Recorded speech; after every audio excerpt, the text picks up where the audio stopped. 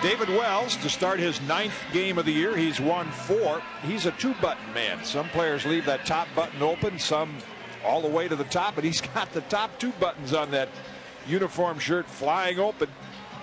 See what he's done the rest of his pitching line this year. And here's the lineup that Tom Kelly has posted for the Minnesota Twins. Starting lineups brought to you by Bob Stores. Great buys on brands you wear. Matt Lawton leads it off. Brent Gates second, then Paul Molitor in the 3rd spot. Marty Cordova, Ron Coomer, and Alex Ochoa. The bottom 3rd, John Shade, Javier Valentin, and Pat Mears. Defensively for the Yankees, behind David Wells this afternoon as they close out this 3-game series. In the infield, Brosius, Jeter, Knobloch, and Martinez. Curtis Williams O'Neill in the outfield. Lozada doing the catching. We highlight Chuck Knobloch because he made a couple of errors in yesterday's ball game. Only the 3rd time that he's ever made 2 errors in a game. One of those occasions was against the Yankees last season. And the Yankees are really trying to downplay his throwing problems, and that is probably the best way to handle it. If they draw too much attention to it, it'll probably get worse. Matt Lawton takes high for a ball. Looking at Matt Lawton, in each one of the games in this series, he has batted within the first 3 spots in the order. Today, he's leading off. For a strike. Tim McClellan, the whole plate umpire. You adjust your timing when he's behind the plate because he's one of the more deliberate strike callers. He's also one of the more respected umpires in a poll taken by players and managers. Curveball low. It's 2-1. Umpires lineup brought to you by NAM, National Arbitration and Mediation. Most timely, cost-effective way to settle your legal disputes. Richie Garcia, the crew chief, at second. Mike Riley and John Hirschbeck round out the crew. In the air to left, Curtis. A couple of steps to his left, puts it away, 1 down. Check out our scouting report on David Wells. Lots of fastballs, particularly early in the count. First pitch strikes, follow the fastballs. And as Kitty mentioned, he turned it around in his last start. He was struggling the first 3 innings. From that point on, he really got it together, and the Yankees won the game 3-2. It was like the 4th inning where it seemed that David said to himself, hey, nothing else is working. I'm just going out there and let it fly as hard as I can. And he really dominated the Royals the last half of the game. First pitch fastball in for a strike to Brent Gates. Brent Gates, you may recall, during his days with the Oakland Athletics, he was a #1 draft pick 5 years ago. 0-2. Lots of injuries. Thumb, knee, even broke a bone in his leg fouling a ball off his left leg, and he's resurfaced with the Twins. Very appropriate since he went to the University of Minnesota. 3-pitch. Well, he caught a piece of it. He'll stay alive, and it's still 0-2. We mentioned the University of Minnesota. There have been 22 players that have come out of University of Minnesota into the big leagues. 11 of them at one time in their careers played for the Twins. In the air toward left again. Curtis over, Bernie Williams in. And Bernie will make the call in the clutch. 2 down. So they have a habit of bringing back the homeboys. And there's 3 of them and another one coming up right now. Out of Cretan High in St. Paul, Minnesota, and then on to the Golden Gophers. Not accustomed to seeing that average at 255. Paul Molitor really bothered by a shoulder injury. That left shoulder has prevented him from really turning on the ball like he did in past years.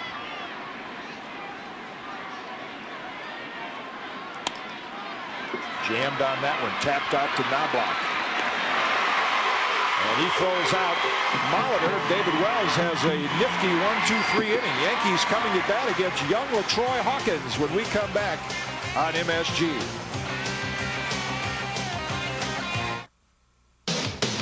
New York Yankees baseball is brought to you by the irresistible taste that makes you say, did somebody say McDonald's? By American Express. Wherever you are, whatever you're doing, American Express helps you do more. By your Tri-State Jeep and Eagle dealer. There's only one Jeep, and it's only at your Tri-State Jeep and Eagle dealer. And by Nobody Beats the Wiz Home Entertainment Center. You see a few empty seats up in the upper deck, but they'll be filled before another couple of innings. You're looking at a terrific all-around athlete out of Gary, Indiana, LaTroy Hawkins, coming off 2 solid wins. He was all-state in high school in basketball and baseball. In fact, he played against the big dog, Glenn Robinson, in high school. But he turned to baseball, and you can see the walks outnumber the strikeouts. Although he's coming in having won 2 straight. That's a career high for LaTroy Hawkins, and he's been throwing about the best that he has been in his career. And you mentioned that some of the veteran pitchers have been talking to him about you don't have to throw the ball 100 miles an hour to win. Let's take a look at the Yankee lineup today against 25-year-old LaTroy Hawkins. Chuck Knobloch leads it off. In fact, the lineup looks the same as it does about every day. Jeter, O'Neill, Martinez, and Bernie Williams. Darryl Strawberry's the DH, and then Curtis, Posada, and Brocious.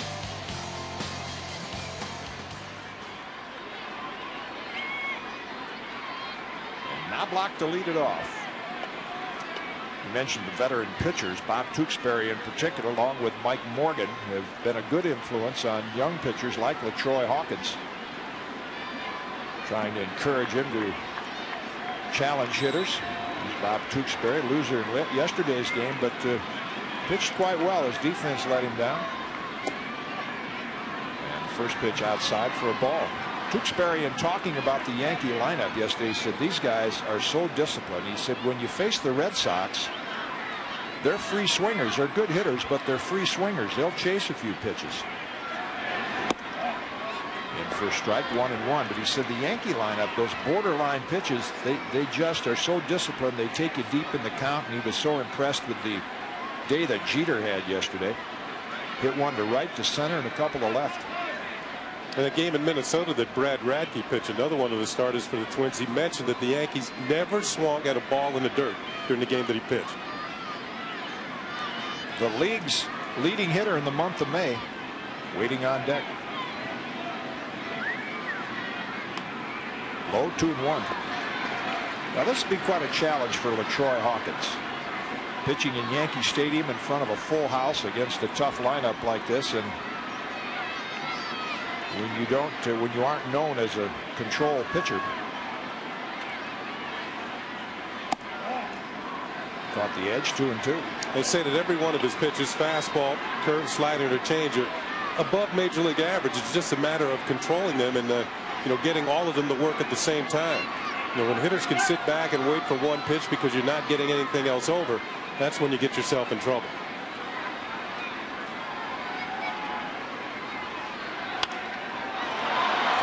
Play, and the count holds 2-2.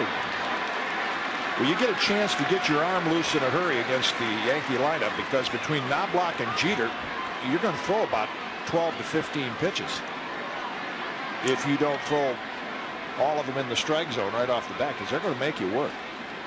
David Wells in the top half of this inning only threw 10 pitches for 3 outs. Right at Kuma, the first baseman catches the sinking line drive, and Knobloch is retired. Well, we saw the first baseman Ron Kuma make a nice play for the first out of the game. Let's check out the rest of the Minnesota Twins defensively. Shave, Mears, Gates. You saw Kuma at first. Valentin doing the catching. Cordova, Lawton, and Ochoa in the outfield. Now look at Alex Ochoa, and one of the things that he's possessed. Now, he hasn't come on with his hittings, but his defense is excellent, particularly his throwing arm. If we get a chance to see it today, you'll see somebody stop before heading to the next base. He's got a great arm in right. Jeter steps in. Late on the fastball, strike one. You saw Ochoa look up into the sky and sort of squint. He has no sunglasses, and I think we're going to see some players scamper for them. The sun is about to break through here and brighten things up. Only 59 degrees. What a change from yesterday. There you'll see the haze hanging over the stadium, but it appears to be getting a little brighter. Again, late on the fastball. It's 0-2. The lights are on, but a lot of people are home. There's the hottest hitters during the month of May, and the top 2 are Yankees. Bobby Higginson for the Tigers having a terrific year. And Tony Fernandez started out very cold in April.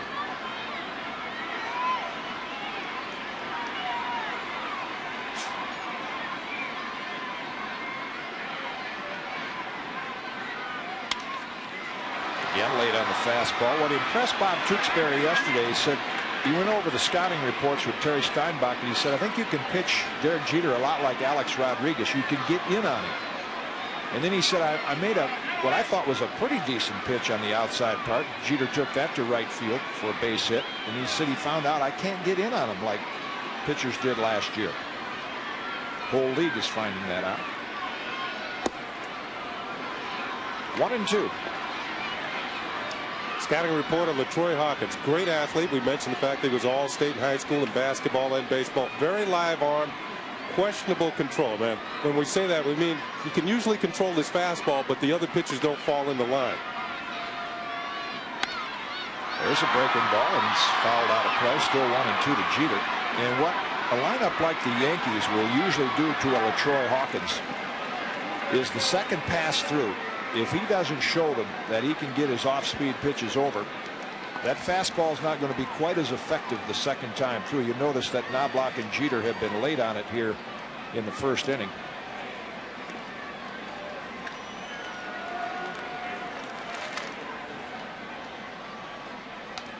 Good swing there, fouled straight back.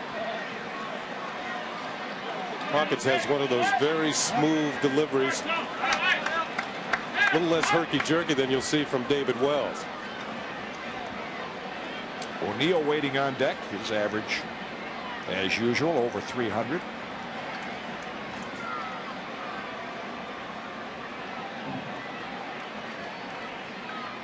Breaking ball. Jeter takes it to right field, and another hit.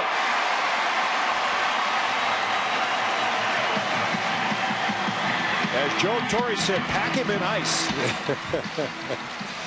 Well, he fouled off several fastballs, got a slider out over the plate. Slider's just a hair slower than the fastball, and he was ready for it. Drives it into right field for the base hit. The ball going away from him. He goes the other way, picks up the hit. Wow. 15 straight games, and the average now up to 342. Now, the Yankees haven't stolen a base in how many games did you say? The last game in Minnesota, Chuck Knobloch stole the base. That was May the 8th. Or maybe it wasn't the last game in Minnesota, but it was May the 8th. Since then, they've had six caught stealing. That was the Friday night game in Minnesota. There he goes.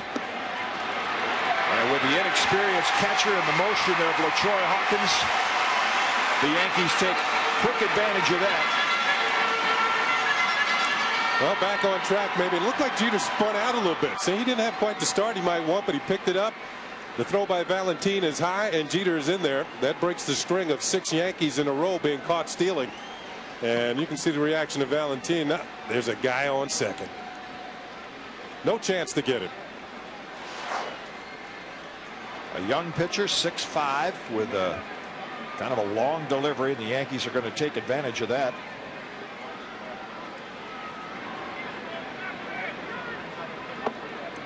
Low, 1-1 to O'Neill.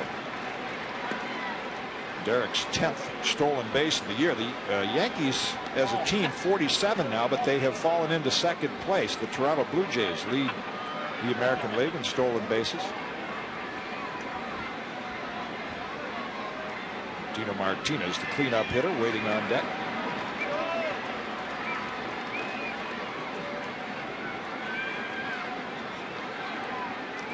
Off-speed pitch. Misses, and it's 2-1.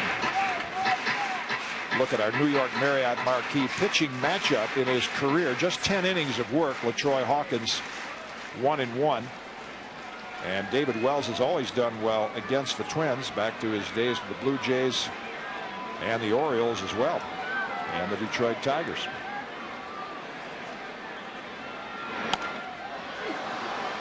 I had a talk with Paul O'Neill in the locker room before the game, and sometimes he can be really fatalistic. I can't hit home runs anymore. I just can't do it. Losing his power. But yeah, he was talking about hitting that line shot off the wall yesterday in right field. Can't get the ball up in the air. And I reminded him that home runs are just line drives gone wrong.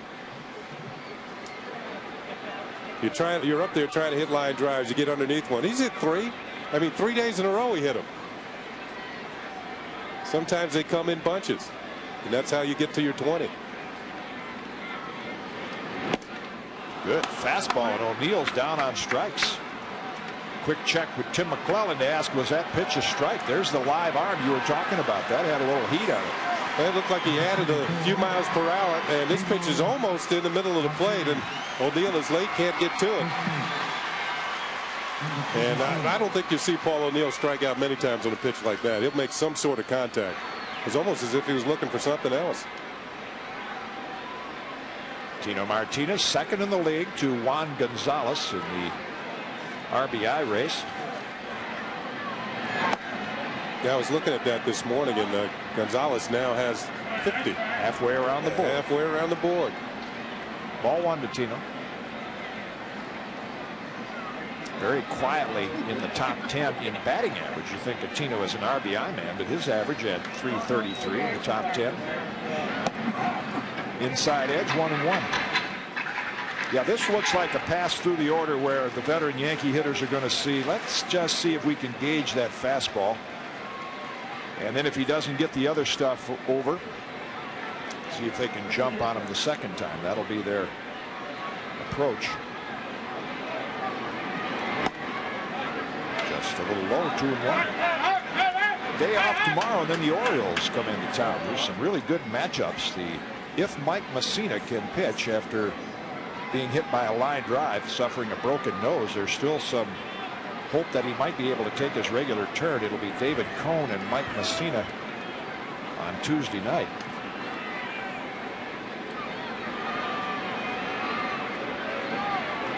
Hawkins wants another sign. We'll start with our New York Marriott's Yankee scorecard show at 7. And of course the Orioles in here for 3 games. Jimmy Key and Scott Erickson scheduled to pitch the other 2. Orioles in a tough situation. 9.5 games behind, a game under 500. They were beaten by Rolando Orojo of the Tampa Bay Devil Rays last night in Baltimore. So after today, they have a chance to be in double figures behind the Yankees. Off-speed pitch hit to center field, and Matt Lawton, until the ball is carrying, he drifts all the way back to the warning track to pull that one in.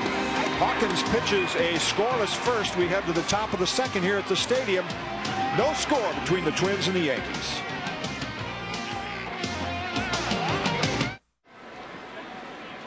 Third game of the 3-game series, and since the opening week the Yankees have not lost the series. They are 11-0 and they've split 3. First pitch to Cordova, in for a ball. Marty Cordova, no home runs. The Twins last in the American League in home runs, and he's their cleanup hitter. They're looking for him to get started. On the edge, 1-1. First pitch was a cutter, down and in, then right back over that outside corner. That's moving the ball around. Boom, boom, in and out, up and down. And back in. He did swing, said John Hirschbeck. This is primarily a strike calling umpiring crew. That's why the Yankees had their fastest game of the year yesterday. 2 hours and 22 minutes. That one fouled out of play. Richie Garcia may have been a little stingy on Friday night. Mike Riley behind the plate in yesterday's game. No, he's giving hitting tips. Yeah, he's telling Chuck Knobloch. Just the way I used to do it, Chuck. Yes. Wells backhand that one and toss out Cordova. First out of the Twins' second. We invite you to catch all the action when those Baltimore Orioles come to town on Tuesday night.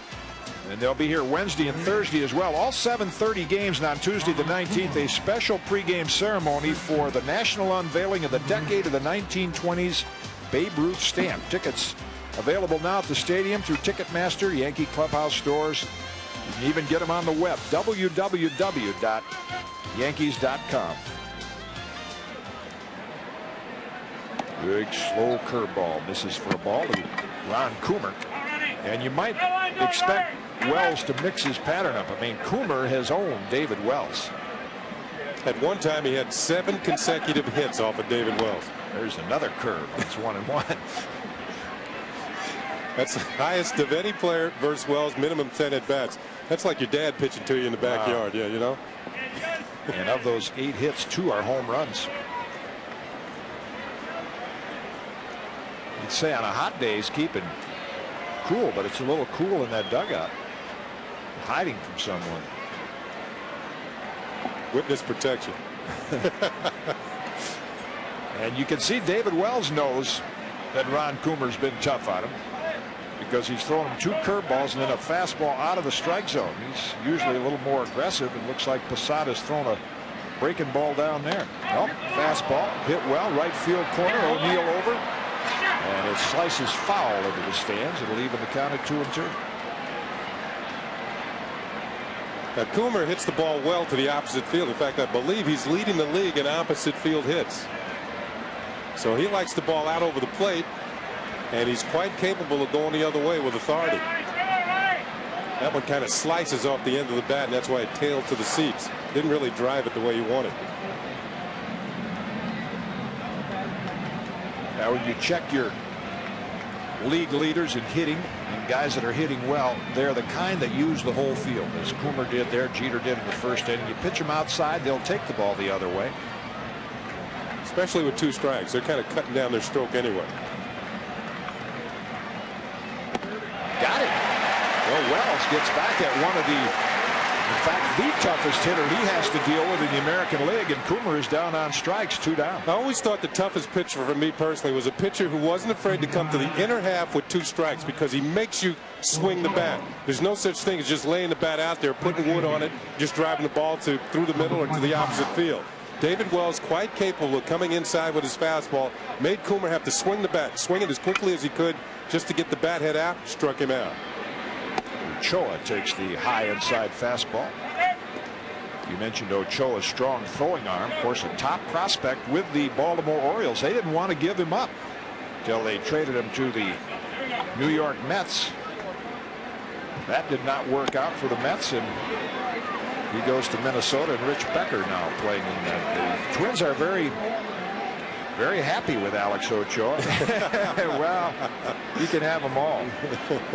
You get the Beanie Baby as well today. There's a jam shot popped into foul territory, and Posada will make the grab. David Wells has breezed through the first 2 innings, retiring all 6 Minnesota Twins. Yankees coming to bat when we come back at the stadium after this.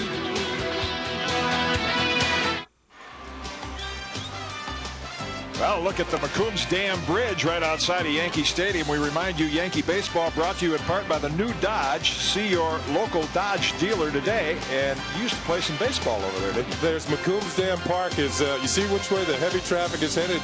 McCombs Dam Park is in that direction, just below the bridge. And played there quite a few years outside of Yankee Stadium. How about that? Hey! Billy Crystal. Big-time Yankee fan. Telling everybody he's on the, yep, you're on the tube.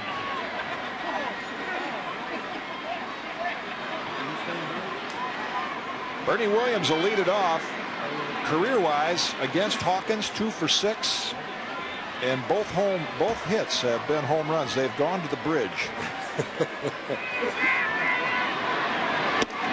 High for a ball. The reason I mentioned that, we were talking about dugout lingo the other day, and nowadays it's he went yard, or he went deep. When I first came up, they would sit in the dugout and say, go to the bridge. Take him to the bridge. And I assumed that meant that there was a ballpark somewhere where if you hit it over the wall, it would go to the bridge. You can identify with that.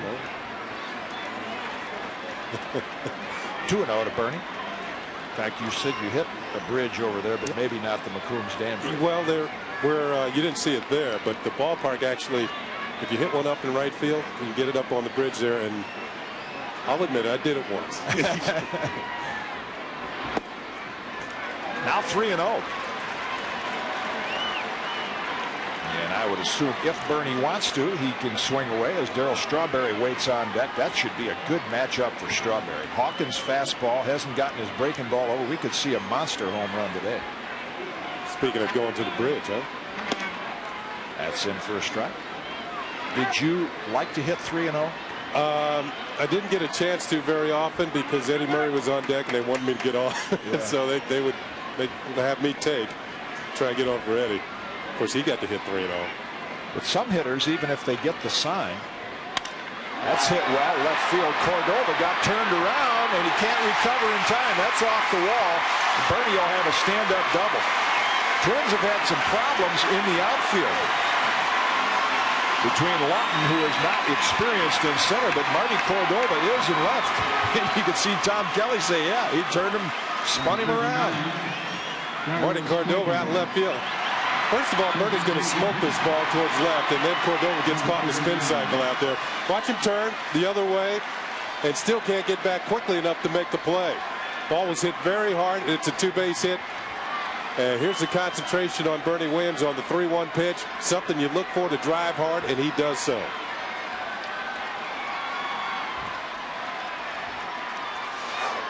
And here's Darryl Strawberry. Good fastball there, but it's inside ball one. He did that yesterday with the bubble.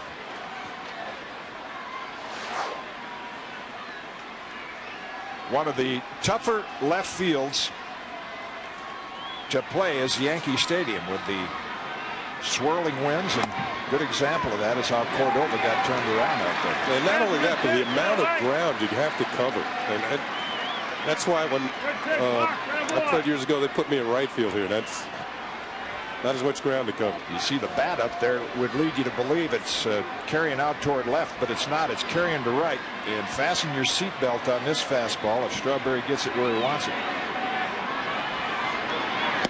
Ooh. He got it. No contact. I'd like to have another one like that. I think that was right in his joy zone. Sometimes when you want to go to the bridge, you have to pay the toll first. He didn't quite get it. 2-1. That's that live arm again. Again, Hawkins gets the fastball past Strawberry, and it's 2-2. That was a better pitch than the previous one. It was more towards the corner. You see Javier Valentin sneak out to the corner. The pitch was a pretty good one. Trusting his fastball, and he's got a good one.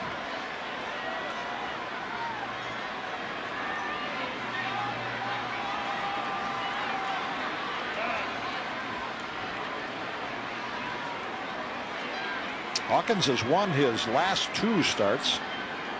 Beat the Orioles in his last start, holding them to 3 earned runs in 7 innings. So he's probably as confident as he's been at any time during his brief career. In the air to left, not hit deep. Not deep enough for Bernie Williams to advance, and Cordova's there to put it away, 1 down.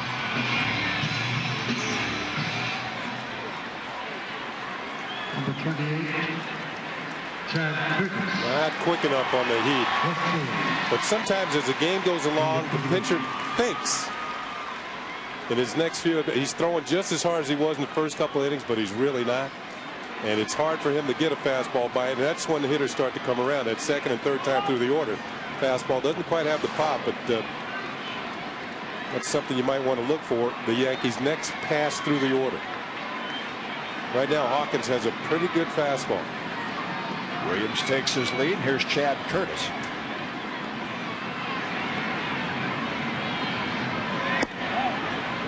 On the edge for a strike. Hawkins, and you mentioned that second time through. Look at Chad's numbers, over 300 to the batting average and a handful of home runs. He has thrown at least 2 balls out of the strike zone to just about every Yankee hitter. So they're getting a chance to see a lot of pitches.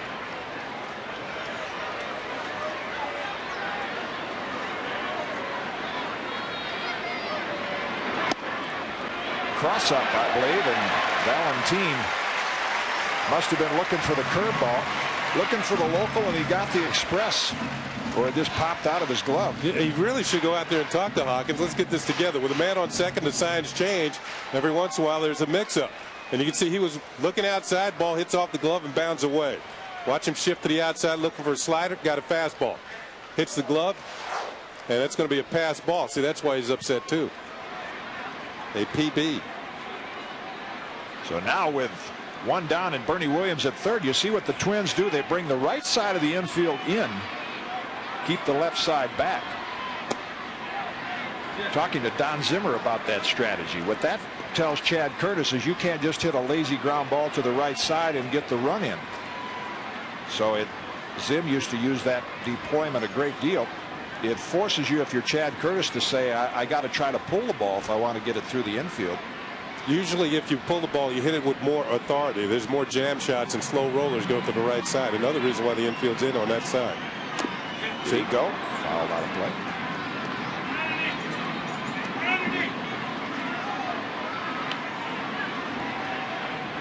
That has not been Chad's strong suit, I think, because he tends to be more of an anxious hitter. You see the infield alignment. I think a pitcher can take advantage of his anxiety more so than a lot of the Yankee veteran hitters.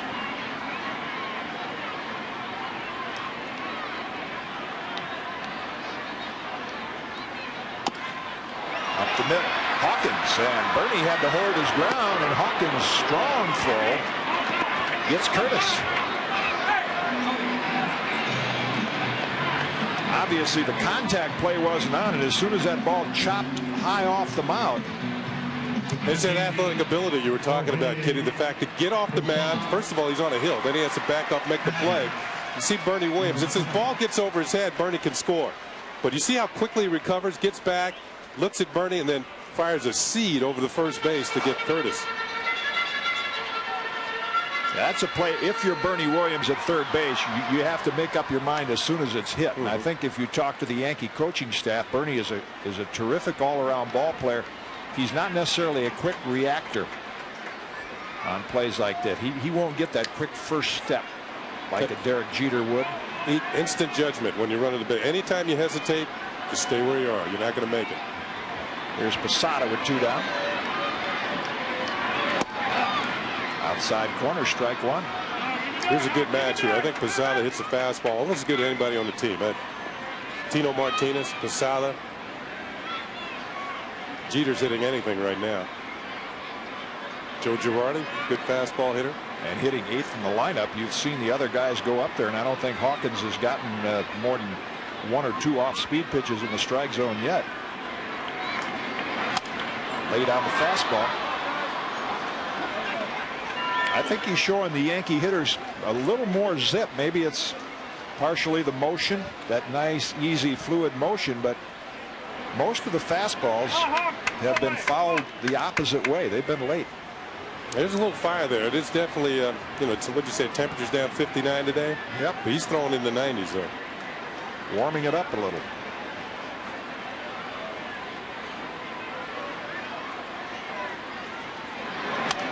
Another one in on the hands, late, fouled out of play. Still 0-2. 6'5", 205 pounds, tall, lean, out of Gary, Indiana. 7th round draft pick of the Twins back in 1991. Brocious, another one of those hot May hitters in the American League, is waiting on deck.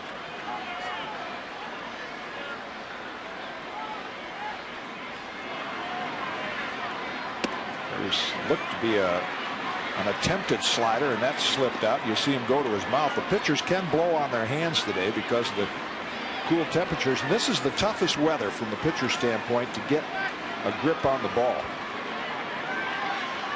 Wells bundled up with the jacket on. The ball's kind of slick. It's like when you read a book or turn a page. Today's the kind of day you have to lick your fingers. Get a little traction. Another off-speed pitch. Fouled out of play, and it's 1-2. The changeup was down. If he throws his best fastball up, it's going to be tough for Posada to catch up to it. Looks like Willie Randolph and Bernie Williams mimicking Hawkins' pitching motion, seeing if they can pick up anything.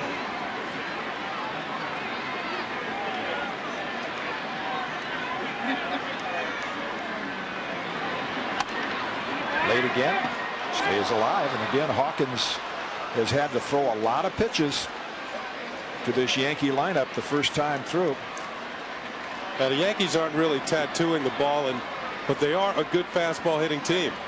There's a lot of other teams with hitters that would have missed some of these pitches and not fouled them off. He didn't miss many, especially with men on base. Left field line, that's going to reach the seats. Good two-strike approach here by Posada. And one of 50,000 plus by the time the afternoon is over gets a souvenir. Al Troutwig will be along in the 4th inning with his Beanie Baby. He's one of the baby right-handers doing such a great job for the Yankee pitching staff. Ramiro Mendoza coming off 2 consecutive solid wins. Got away from Valentin, and the Yankees are going to get a gift run. A pass ball and a wild pitch, and Bernie Williams scores, and it's 1-0 Yankees.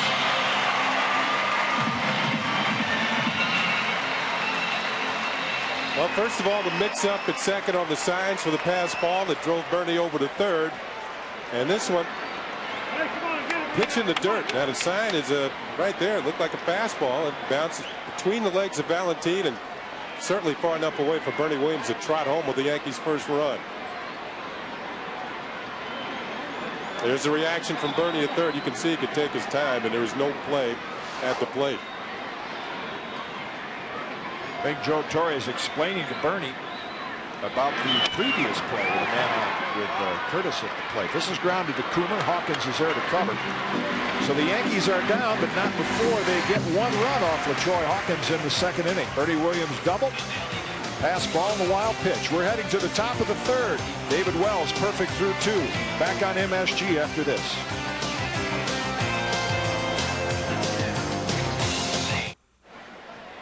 Welcome back to Yankee Stadium. A nice brighter afternoon. Flowers in bloom. Brighter than when we started at 59 degrees about 45 minutes ago. John Shave, the Twins' 3rd baseman, will step in. First pitch swinging, fouled out of play. Shave, 28 years old, out of Mississippi State, actually drafted by the Texas Rangers a few years ago and didn't make it with their ball club, and getting a chance to play with the Twins. Will Clark, Rafael Palmeiro out of Mississippi State.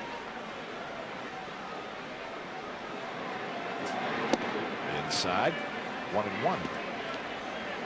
First college baseball game I ever broadcast had Will Clark, Rafael Palmeiro, Bobby Thigpen hitting 5th, and Jeff Brantley was the starting pitcher. They had 4 big leaguers, blue chippers on that team.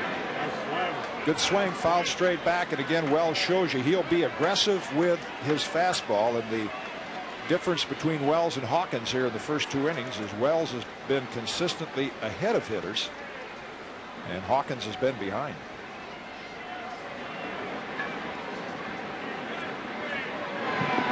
Checked on the curve, 2-2.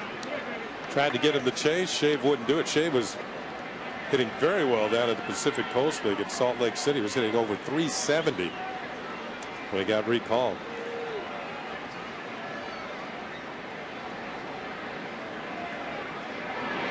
There's a good curveball, and he got it.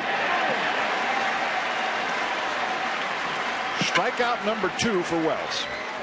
Now, one thing that David Wells has is that good downer.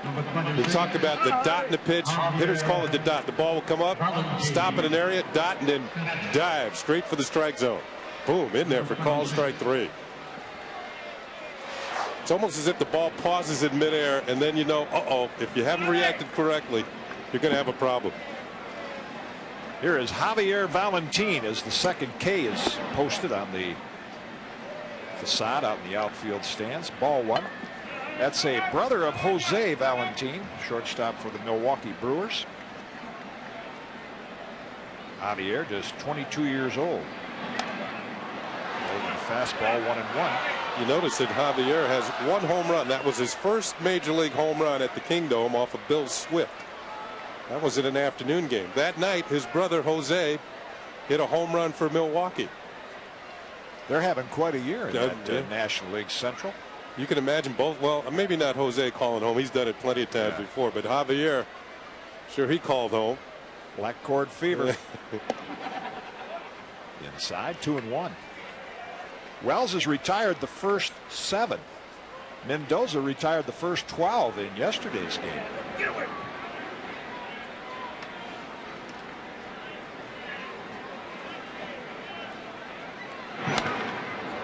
pulled foul down the left field line. Curtis gives chase, and that'll reach the seats. It's 2-2. And that doesn't bode well for the Twins, the fact that they're going out in order in the early going, because they outscore the opposition almost 2-1 in the first 3 innings of a ball game. But then after that, the trend reverses. So the Twins have been able to jump on some teams when they do win early in the ball game. And plus what you find with David Wells, and the same thing Ramiro Mendoza did yesterday, not using up that pitch total. Curveball, pulled foul, still 2-2. Well, the Yankee starters average more innings per start than any staff in the American League, 6 2/3. Even in a rough outing on Friday night, Andy Pettitte pitched 7 innings. Joe Torre has made fewer pitching changes than any manager in the league, keeping that bullpen fresh. Now the count's gone full. Only 89 pitching changes. 6 2/3 innings per start for the rotation.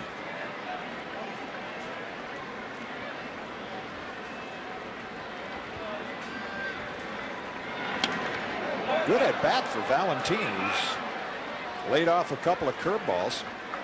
Over in the National League, the Houston Astros have made 84 pitching changes, which is the fewest in baseball.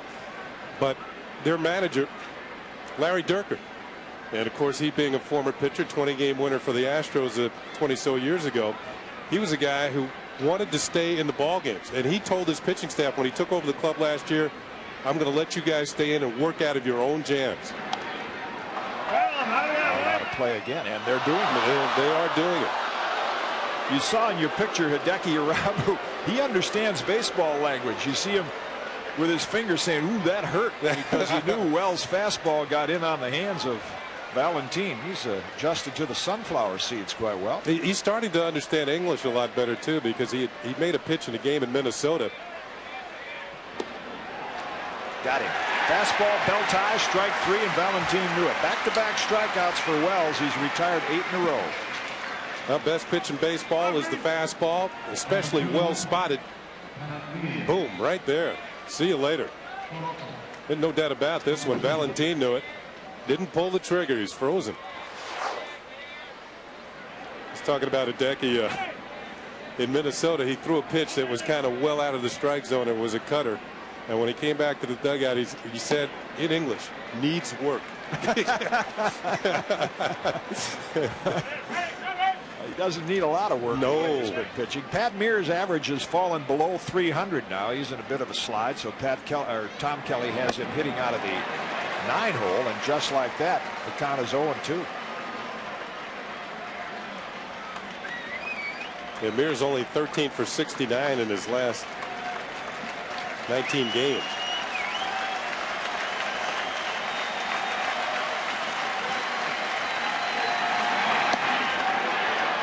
Fans sensing what's going on. They're pulling for Wells to have a Ron Guidry inning. 3 strikeouts. And he'd be perfect through the first 3.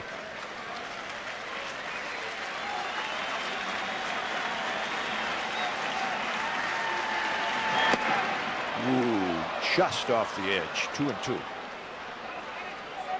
I think what you saw with that, we talk about getting the strike zone back to the way it used to be. Hitters would swing at that pitch if they knew, it's too close for them to take.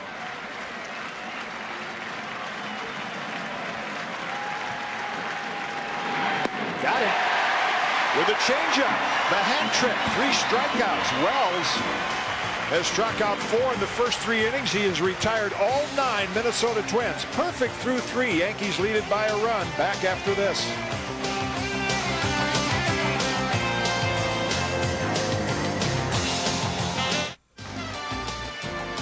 New York Yankee Baseball is brought to you in part by American Express. Wherever you are, whatever you're doing, American Express helps you do more. Cotton candy, Beanie Babies, Yankee souvenirs. Great day for a young fan at the ballpark. If he was here all weekend, he's got an umbrella and a pair of athletic socks to go with that. First pitch to Brocious in for a strike.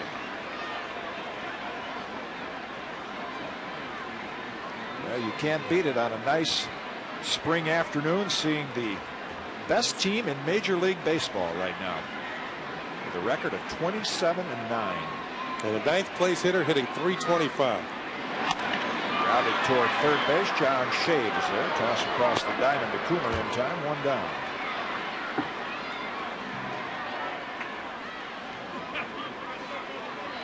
Second baseman. That'll bring up Chuck Knobloch for the second time. Now let's see what the Yankee hitters do with Hawkins the second time through the order. Well, Knobloch was late on a lot of fastballs. Of course, he was the first man to face Hawkins in the ball game, and sometimes pitchers like to make that statement. Everybody else on the bench is watching Knobloch being late on swings. And for a strike. They figure it's going to be a rough day with the fastball. Well, the challenge for a pitcher that second time through is begin to get more of your other pitches over the plate. And so far, Hawkins has been able to survive with the fastball. There's a looked like a slider, didn't it? Low, 1-1.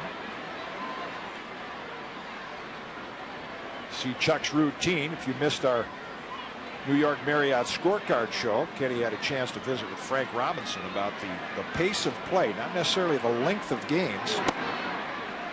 That's outside 2-1, and he put a lot of the onus on the hitters because of this. They see, by stepping out of the box and going through that routine, the clock on the pitcher never starts until the hitter gets ready.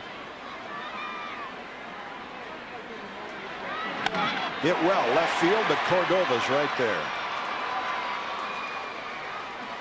2 down in the Yankee third. Well, fight fans, on Saturday, June 6th, the heavyweight championship of the world returns to Madison Square Garden. The real deal, Evander Holyfield, who was our guest on Friday night, he's set to defend his heavyweight title against 6'7" giant Henry Akinwande at the Mecca. Holyfield joins Ali, Frazier, Lewis, Dempsey, and Holmes as the only heavyweight champs to defend their title at the Garden. Tickets for the June 6th championship bout between Holyfield and Akinwande on sale at the Garden box office and all Ticketmaster locations.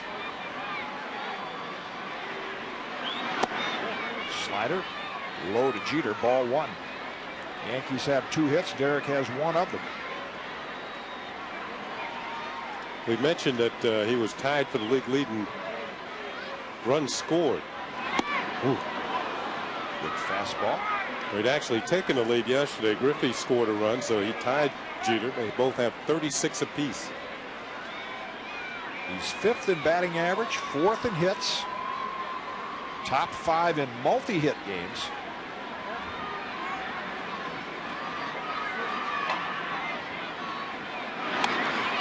Good swing there, fouled straight back.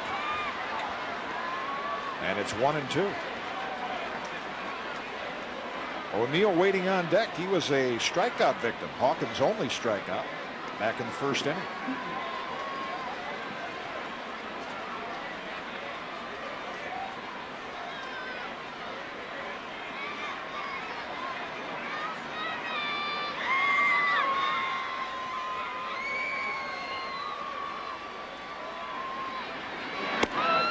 Wow, looked like Hawkins dropped down a little 3/4 and zips that fastball in on the outside corner, and Jeter is down on strikes. A very impressive inning for LaTroy Hawkins. We've played 3 at the stadium. Al Trautwig will join me in the 4th inning. Yankees lead. That's when good pitchers duel. It's 1-0.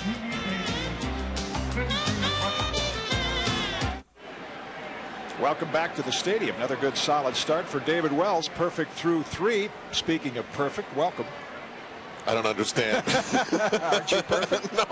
Thought you were. No, it gets worse every day, as a matter of fact. Both pitchers looking good, though, David Wells and LaTroy Hawkins. Wells has retired the minimum number of Twins he'd have to face through 3, so he's back at the top of the order here in the 4th. Matt Lawton looks at the big looper. Boy, he's gotten some big, huge curveballs over the plate. Yeah, that's the strength of Wells. He's only thrown 41 pitches through the first 3 innings. He'll use the fastball, which is the best pitch in baseball, to get ahead. There's a fastball high and outside, 3-0. Yeah, a little hiccup right here. with 3 straight pitches missing the strike zone. That doesn't happen very often with him.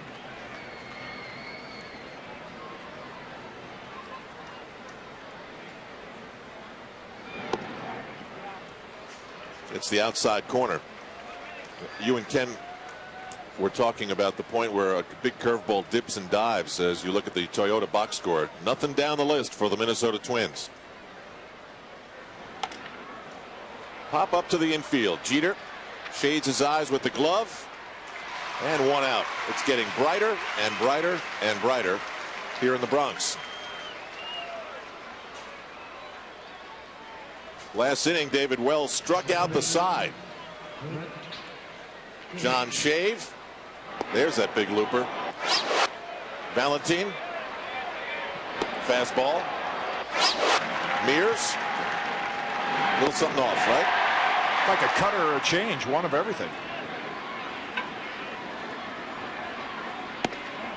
Fastball for a strike. That the dip and dive, there's actually a grip point, isn't there, for a pitch? It's like you put that mammoth spin on the ball, and then there's that point where the spin grips the ball and it takes effect, right? Where the aerodynamics take over.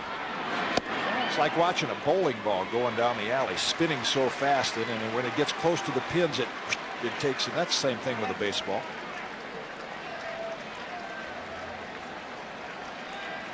Yankees really got a gift run, didn't they? That Bernie Williams double that turned into a pass ball wild pitch run, fouled off.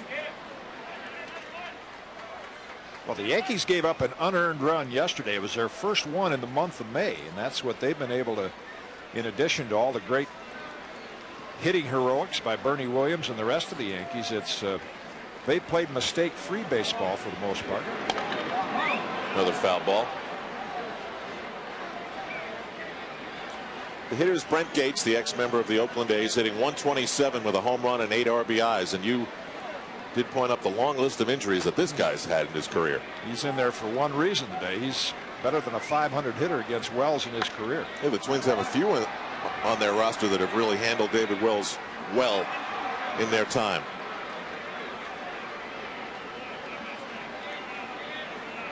Gates, for example, in his career, 6 for 12. That's an even .500 when he faces Wells.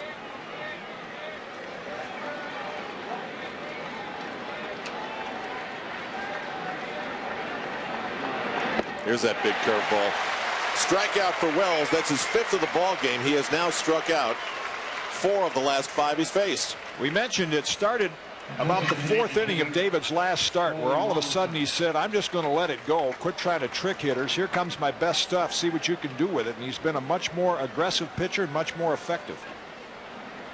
Perfect spot for a curveball. See, it broke down over the plate. If it breaks in or out, the hitter will tend to check on it. But when it breaks right over the plate, you get a lot of swings. Tom Kelly very attentive. You know, we saw this last year, Jim, with David Wells. Joe Torre seemed to know the right way and the right time to challenge David Wells to be better. And I don't know if you can say that David's last 2 results, and he's obviously in a groove today, are the result of Joe Torre saying, yeah, you know, maybe he's not in the best shape, and maybe this and maybe that. But it happened last season as well when the George Steinbrenner incident took place in the clubhouse. Wells responded after that by really buckling down. Yeah, I think with this team, Joe Torre will say, I don't mess with him a lot when the game starts. I just let them play. He does his managing probably in the clubhouse more than in the dugout. 10 straight strikes David Wells has thrown. He wants 11 to Molitor. It breaks the string. 1 ball and 2 strikes.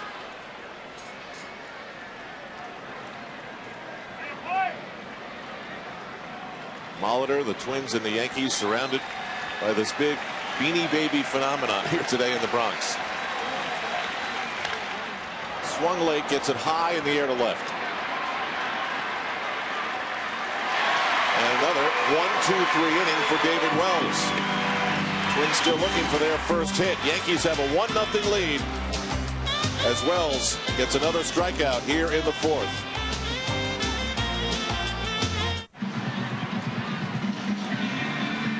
It's the New York Rangers offseason. That's their PR chief, John Rosasco, to the left, and the coach of the Rangers, John Muckler, to the right.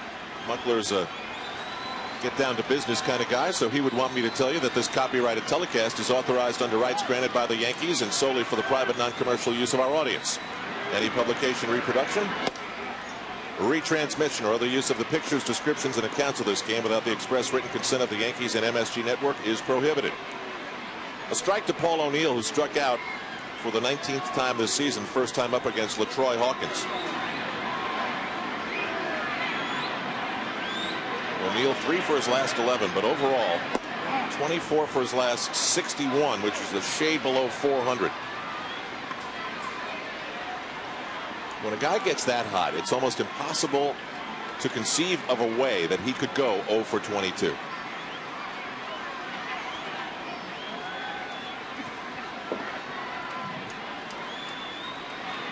The 0-2 pitch.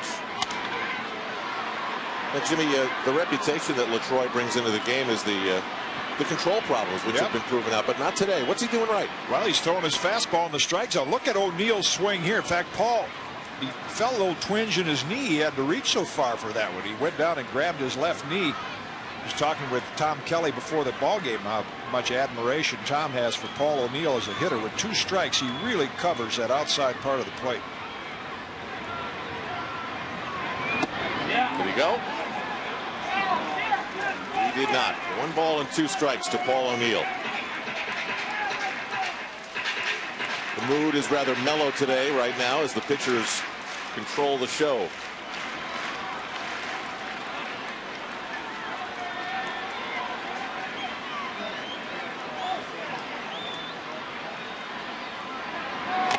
Another foul ball.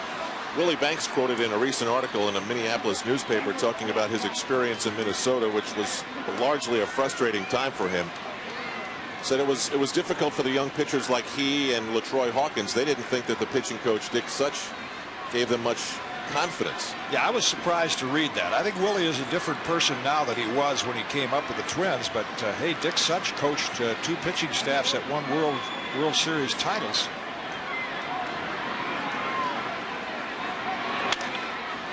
Popped up by O'Neill toward the seats left side.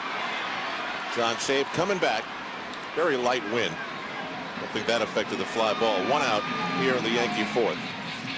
There's Dick Such. Willie said, I don't think he passes along much confidence to young pitchers. There's some talented young pitchers maybe with a little different background that haven't developed there. And I think when things don't go right, you know. Yeah, you can't just blame the coach. Now, I would say Dick Such might be more of a one-way type guy. Sometimes you'd like to have a coach adapt to everybody's personality, and obviously he didn't mesh with Willie's personality, but I don't think you can put the blame for your lack of success on the coach. With 1 out, Tino Martinez skies one to left center, and Marty Cordova pulls it in 2 away. Everybody comes from a different background, and I guess that forces the really good coaches and managers to handle people in different ways. But the bottom line is, if you know the right way that you're supposed to pitch, that should be how you deal with everybody. Here's the right way how to pitch. That's how I want you to do it. Don Zimmer made an interesting point. Most of Zims are interesting before the game as a manager. He said, Buzzy Bavasi years ago said, if you want to manage, here's some advice. From every manager, pick out 2 or 3 things you like, 2 or 3 things you don't think you like. And Zim was talking about things he got from Stengel, things he got from Billy Martin, Preston Gomez, and you have to do the same thing as a player. When you get advice from a coach, it doesn't all work for you. You have to have the ability to sift through it. Bernie Williams launches one deep to right. Gone! His 3rd home run of the season. And the Yankees lead by a score of 2-0. A line drive screamer off the bat of Bernie Williams.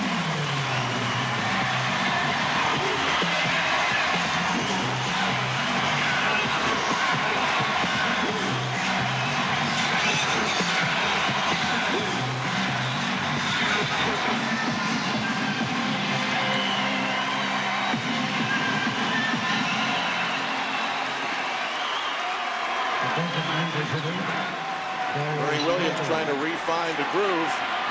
That's one way to do it. Back live to Darryl Strawberry. Well, 4 hits against Hawkins, 3 of them home runs, and that's 2nd time through the order.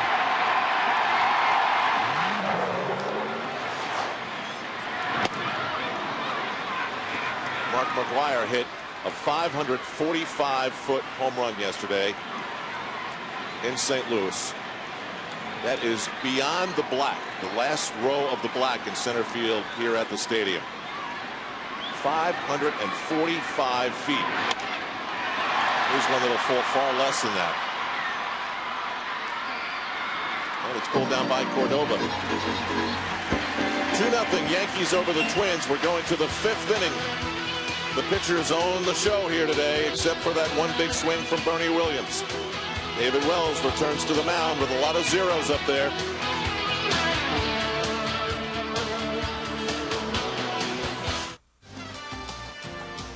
It's an MSG tradition. The 5th inning brought to you in part by Hoover. Nobody gets the dirt like Hoover. Nobody. David Wells rolling along here to the 5th inning. Al Troutwig now joined by Ken Singleton. The hitter will be Marty Cordova, the Twins left fielder who was busy last inning with a couple of putouts. Bernie Williams providing the answer for New York on the scoreboard. A double that turned into a run and a home run that was a lot easier of a run to score.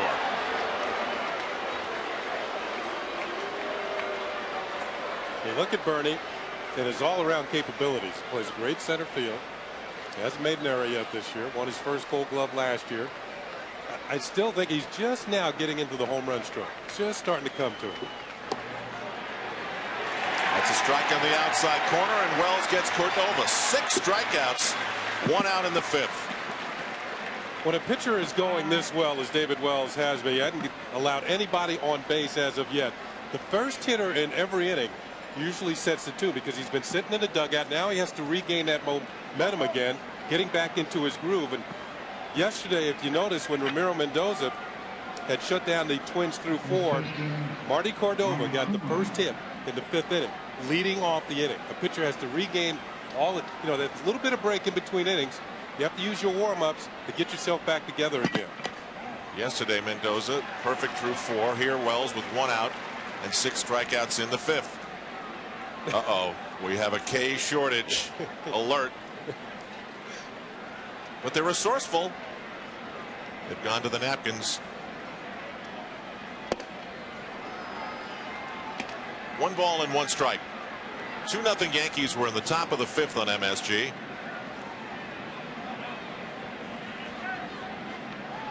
Well, if they run out of K's, they can always use. Very good. Michael. Okay.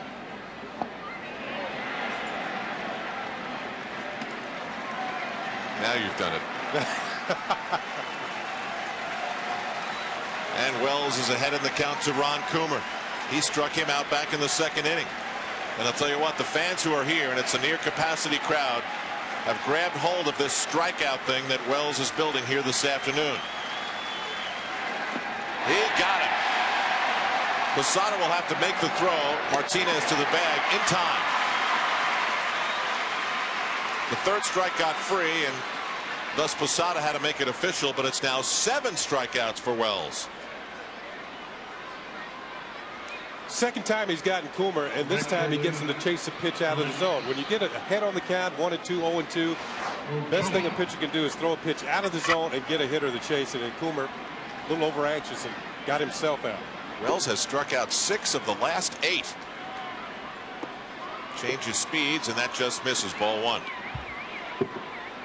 This is Alex Ochoa hitting an even .250. He fouled back to Jorge Posada in his first at bat.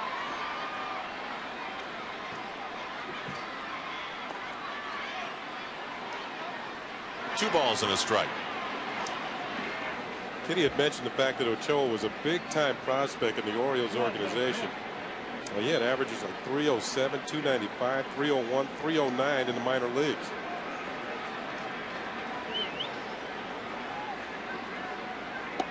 Now finally, the sun looks like it's ready to poke through the overcast skies. 2 balls and a strike. What's the difference when you make the leap? Is it the curveball? I think from a hitter standpoint, the pitchers have better control. It takes you a while to learn what the pitchers are trying to do to you. Strike 2 as Wells battles back in the count. Got a fastball to the corner, then throws a changeup. Ochoa's out in front. See, pitchers in the minor leagues, they fall behind 2-1. You could almost sit on a fastball every time, and you'll get it. In the major leagues, just like that, you get a changeup, and it's 2-2. And it really can confuse a young hitter. Ground ball, Knobloch. Makes the throw right on the money. Through 5. Nothing doing for the Minnesota Twins. We'll go to the bottom of the 5th. Yankees 2 and Minnesota nothing.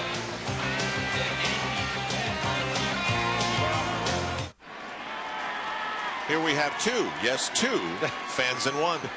They are, I think, Twins, which is perfect because the Yankees are playing Minnesota. On the Delta Airlines schedule, Twins become the Orioles Tuesday, Wednesday, and Thursday. Coverage on MSG, and then the WB11 on Thursday evening. Then the Red Sox come to town. It's at Boston, sorry. Friday, Saturday, and Sunday afternoon. It's rivalry week for the New York Yankees. See those middle 3 games on the WB11, and we'll do the final game of the Boston series here on MSG. Chad Curtis starts things off for the Yankees. LaTroy Hawkins down 2-0, but he's been pitching marvelously, giving up only 3 hits. Curtis on the season, 303. And Kenny, while he may not be someone who can put a ball in the black, you certainly could. I'd love to get your thoughts on Mark McGwire's 545-foot home run at Busch Stadium yesterday in St. Louis. If you measure it out, the last row of the quote-unquote black here at Yankee Stadium is about 512 feet. That's right about there. So go about 30 more feet up on the wall. It would ricochet off the scoreboard in center field if Mark McGwire, and he did hit it to dead center yesterday, if he hit that same distance home run here at the stadium. The ball started out in St. Louis and landed in East St. Louis, across the Mississippi.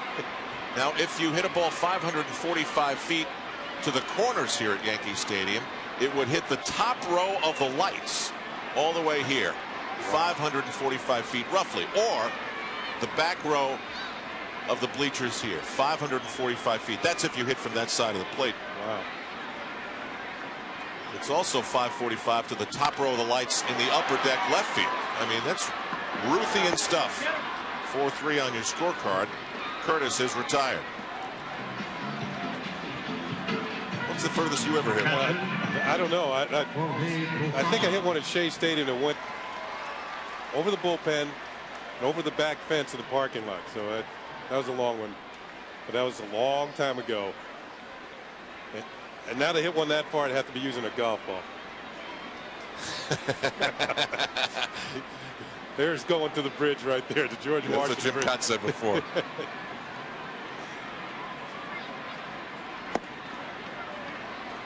To Posada, it's ball 1, 1-0. No, it wasn't 545. I'll tell you that. Longest one I ever hit.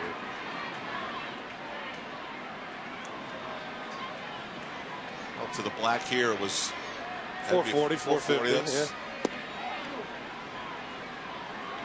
Hawkins evens the count on the American League Hoover scoreboard. Kansas City leads Boston 3-2. They play in the 6th inning. Darren Lewis has a solo home run. Texas leads Cleveland 1-0 in the 7th. Anaheim leads Detroit 2-1 also in the 7th. Pitch to Posada is a ball, 2-1. Tampa Bay and Baltimore knotted at 0 in the 6th. Can you believe the Orioles are below 500? Oakland and Chicago 2-2 in the 3rd. Ken Singleton maybe can believe it. Fouled straight back. What's missing with the Orioles? You know, it's interesting. They don't seem to have the fire. Something that there are 13 players, maybe more, maybe 14, who can become free agents. So players have their thought process is different. They're thinking, well, maybe I won't be back. You know, they're thinking about their next contract, and you can't get your thoughts together to win ball games. That's an awful lot of free agents on one team. It's an oddity in the AL East. Here's the 2-2 to Jorge Posada. I'll tell you one thing the Yankees are doing. They're giving a lot of foul ball souvenirs to their fans today. They are fouling off a bunch. Because Hawkins is throwing a pretty good fastball in the mid-90s, and the hitters are late. And there's a souvenir. Beanie Baby and a baseball. Michael Kay uncovered on the internet that the average life of a baseball is 7 pitches. Not today. Another one. There's only 1 pitch for that ball. That's right. Yeah. Today they're dying young. While Posada continues with the count 2-2, we'll take you around the National League. It is of note, Kerry Wood of the Chicago Cubs has 8 strikeouts now in the 6th inning as they've moved to the 7th, 6-0. He needs 15 to break the 3-game total of strikeouts, the record held by Nolan Ryan. 33 in his last 2 games as he tied the all-time strikeout record with 20. He's got 3 innings to go. Top of the 7th. Yeah, it's going to be tough. Another fly ball. This one flirting to go with the seats. And in foul territory, it's grabbed by the shortstop, Pat Mears. 2 outs. Well, 3 Twins had a shot at that one, but Mears had the best angle. So you can see him calling that he has it. And a couple of steps to go before you reach the railing. It's out number 2. Good solid shortstop. Not flashy. Strong arm. Plays the turf well in Minnesota. Scott Brocious from 325 to 323 on his ground out back in the 3rd inning. Brocious 10 hits though in his last 24 at bats.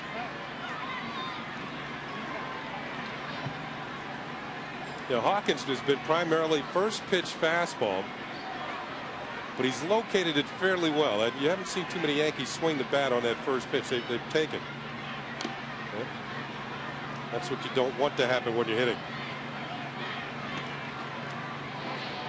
New York Marriott marquee matchup of the 2 pitchers so far. The one thing you see on David Wells' side of the screen, zeros. 4 2/3, 3 hits scattered, 2 earned runs against him. And LaTroy Hawkins, although pitching well, trails 2-0.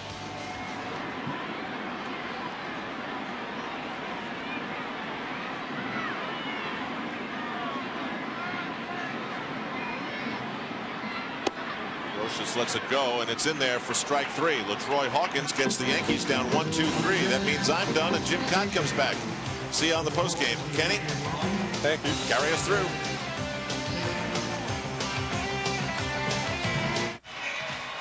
Top of the 6th inning. Yankees leading at 2-0. The story has been David Wells. He has been perfect through 5 against these Minnesota Twins as the Yankees try and take the Twins 2 out of 3 in this series. Have a day off tomorrow. Then the Baltimore Orioles come into town on Tuesday night as they will open up a 3-game series. Bottom 3rd of the order, Shea, Valentin, and Mears to face David Wells. He's had a good fastball, excellent curve, spotted his changeup well, picked up some big strikes on changeups. And here's John Shea, who struck out his first time.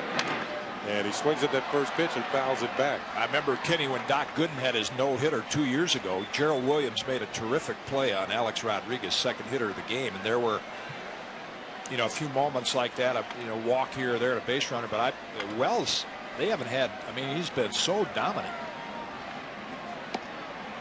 There's a pitch, just misses outside, a ball and a strike. A couple of lazy fly balls and 2 or 3 ground ball outs, and the rest strikeouts. Yankees have won each of his last 7 starts. Pitch is fouled off, fastball in on the hands. I think one of the keys, Kitty, and I think you might agree, the ability to move the ball around. Not, just don't follow a set pattern where the hitters sitting on the bench can watch and say, well, he's working his fastball in. He goes away with it. And then moves the changeup around. Good breaking ball. Ball and 2 strikes on Shea. Swing and a miss. Well, foul tipped into the glove, and that's strike 3. Well, that is strikeout number 8, and now it's 16 in a row. And there's an example of what you were talking about. This is a cutter. He's primarily thrown fastball and curveball, and that was a little cutter. Now, a 3rd pitch that the Twins have to deal with. But it's all set up by David Wells' ability to throw fastball strikes early in the count, and then he expands the strike zone. That's the simplest formula for pitching. Javier Valentin called out on strikes in the 3rd inning. Be a changeup up high for a ball. One of the few pitches today that have had no purpose for David Wells. Well out of the zone.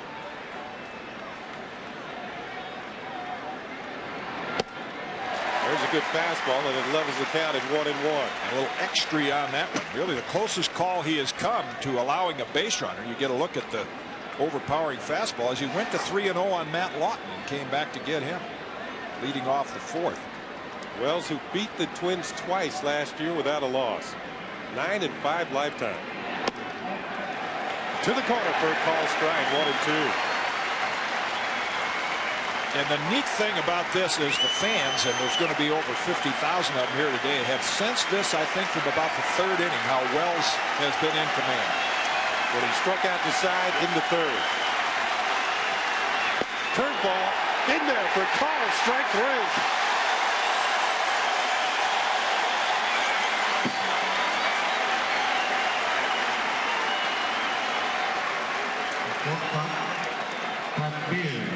Good overhand curveball.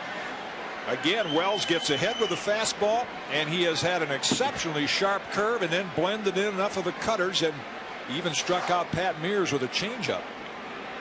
Mears was the third of the Twins hitters in the third inning when Wells struck out the side. They better go to the copy machine with that K and get some more Scotch tape.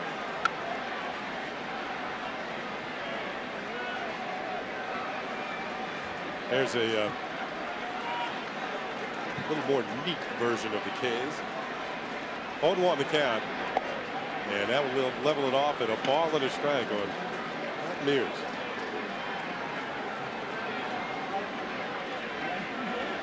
Wells has had a good rhythm all day long. About the same amount of time between each pitch. Couldn't get Mears to chase, and for one of the few times today, he's behind on the count, 2-1.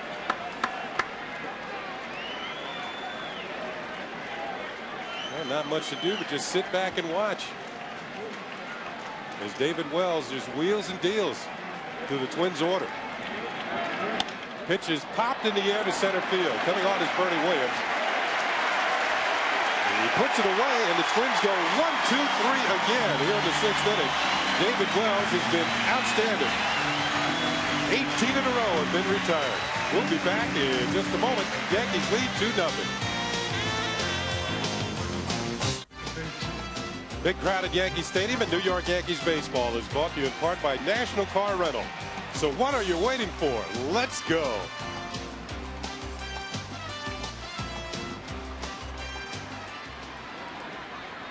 Well, 2-0 Yankees. David Wells has been perfect. LaTroy Hawkins has been good, but not good enough. He's allowed 2 runs, 1 in the second inning, 1 in the fourth, and Chuck Knobloch will lead it off here in the sixth for the Yankees. He's lined out and flied out, 0 for 2. Pitch misses inside, ball 1. I have to pass this along right quickly to Frank and Lisa Lombardo. They're the proud parents of a new baby girl, Alexandra. 7 pounds, 6 ounces. Congratulations. Frank is one of our cameramen here at the stadium. Wasn't around yesterday, though. Pitch is down low to Knobloch, 2 balls and no strikes.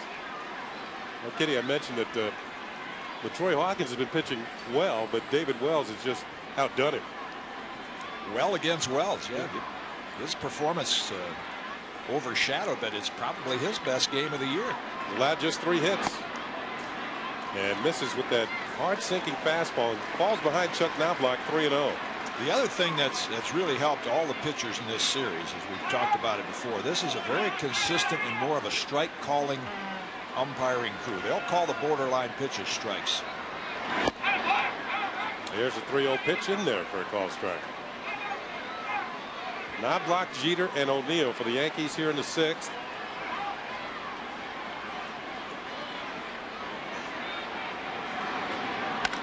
Bouncing ball to the left side for the third baseman, Shea. The Coomer moves 1 out. Hawkins fell behind 3-0 and then gets the ground out to the third baseman. Knobloch back to the dugout. That little late movement on that fastball, and that's why he topped it to the third baseman. Here's Jeter. Single, stole the base. The Yankees' first steal since May the 8th. And Jeter, one of 3 strikeouts for LaTroy Hawkins in the game.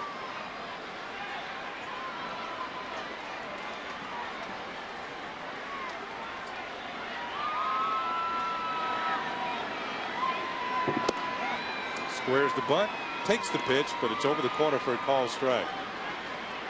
You can see it. It's been a pitcher's day. The Yankees 2 runs on 3 hits, no errors. The Twins nothing across the board. We're in the 6th inning here at Yankee Stadium. Big Beanie Baby crowd. There it is again. Tail on that fastball. Starts out and then darts back to that corner. The other thing Tim McClellan has done is, as you see Valentino, the Beanie Baby, given away to all fans 14 and under, is he has called more of the strikes just above the belt. It would be called today the high strike. Not many umpires call that pitch. The last one to Jeter was there. A weak swing and a miss, strike 3. So Hawkins 3 times in a row to the outside corner, picks up strikeout number 4.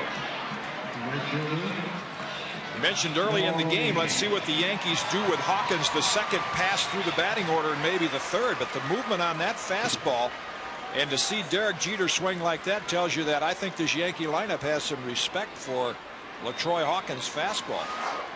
You've mentioned Tim McClellan calling the higher pitches. Now he's one of the taller umpires in the league. Even when he gets down on one knee, his head sits up over the catcher. See that?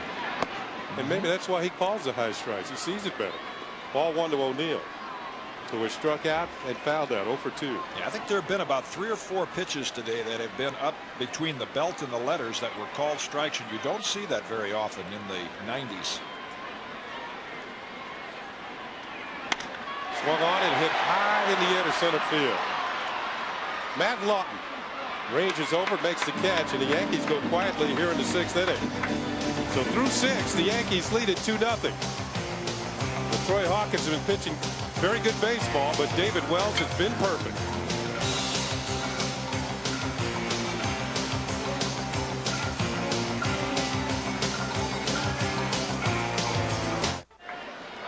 Top of the 7th, 2-0 Yankees.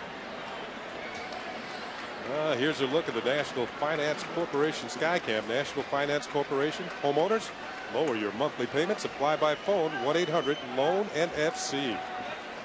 Oh, panoramic view of the stadium. Nothing better than a ballpark full of fans. Pitches up high to Matt Lawton. And that's ball 1. Lawton, like everybody else, has been retired, has flied out and popped out 0 for 2.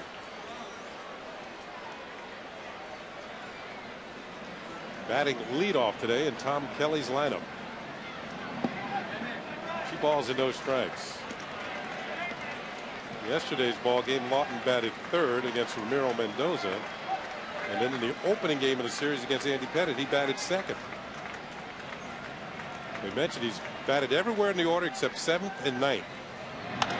Pitches hit high in the air to center field. Bernie Williams, 1 out here in the 7th. That's a thank you very much if you're David Wells. You know, he's the only left-hand hitter in the lineup, and sometimes as a left-hand pitcher you have a little more trouble finding the strike zone. You tend to look at the hitter. Fell behind 2-0, and Matt Lawton chased a borderline pitch. Here is Brent Gates, All-American at the University of Minnesota, and Big Ten Player of the Year in his junior year. Takes a pitch low for a ball. Nothing across for Minnesota on our Twins Toyota box score. Gates is a switch hitter, and he fouls the fastball back, evens the count at a ball and a strike.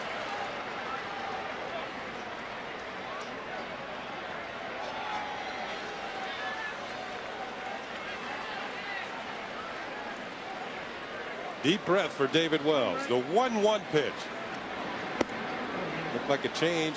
Up high, 2-1. You've probably been on teams, Kenny, where a pitcher's had a no-hitter or a perfect game, and you see on the bench they're moving, but nobody's getting up and walking around. You tend to find a spot, and if a pitcher has a no-hitter going, you just stay right there, and you don't. Not that athletes are superstitious, of course.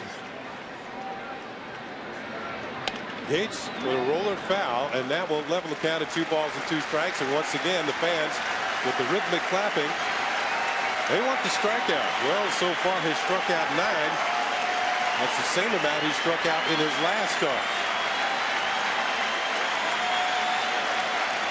And his last start was his season high in the strikeout department.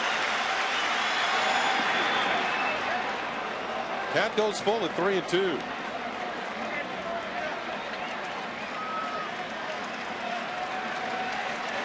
Like Joe has had his hands tucked in his jacket pocket since the first pitch of the ball game.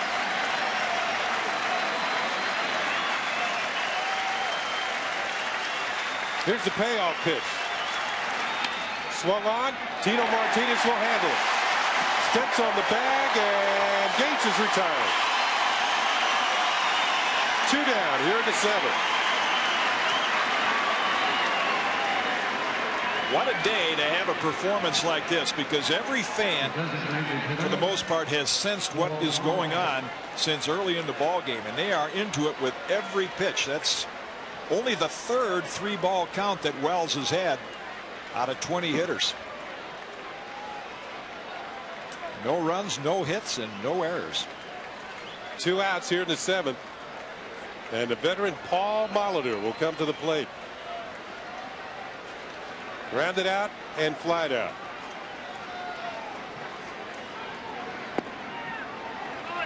Low for a ball.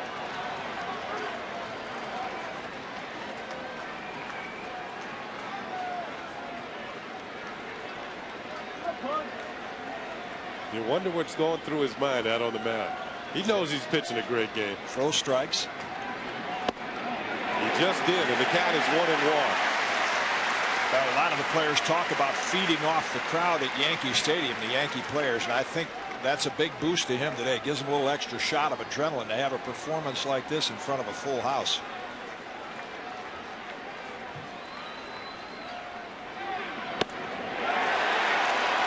Oh, didn't get that one. 2 balls and a strike. The crowd reacts with every pitch. Tim McClellan's going to have a lot of help these last 3 innings. There's the target. Oh, man. Yeah. There's another one of the umpires here today. Molitor tried to check his swing. No swing, says John Hirschbeck. And now the count is 3 balls and a strike. And once again, a borderline pitch. Molitor checks. So it's veteran pitcher against veteran hitter. And if you go by the count, the hitter is ahead right now.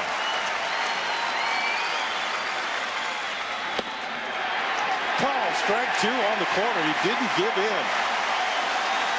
Count is full on Paul Molitor. David Wells has retired 20 in a row. So look at that last pitch. Fans on their feet here to the top of the 7th.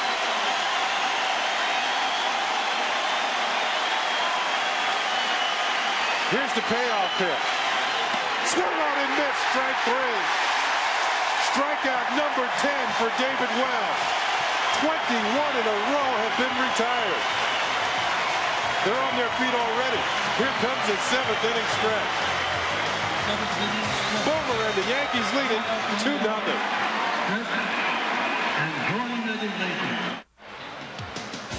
Fans, New York Yankee baseball is brought to you in part by Nissan, who remind you that life is a journey. Enjoy the ride. And we are here today at Yankee Stadium. Great crowd on hand. Good pitching matchup with Troy Hawkins and David Wells. He's been just perfect. Here's Tino Martinez. Ball 1. Tino was flied out twice, once to center and once to left. The Yankees scoring their runs in the 2nd and 4th innings. And lead 2-0. Good fastball by Hawkins. Ball and a strike. Bernie Williams is on deck, and Darryl Strawberry will follow Bernie for the Yankees here in the 7th inning. So, fans are all riled up for the 7th inning stretch. The inside corner for a strike. It's so easy, Kenny, in a game like this to lose sight of the actual score of the ball game. I mean, this is a 2-run game. Hawkins has only allowed 3 hits.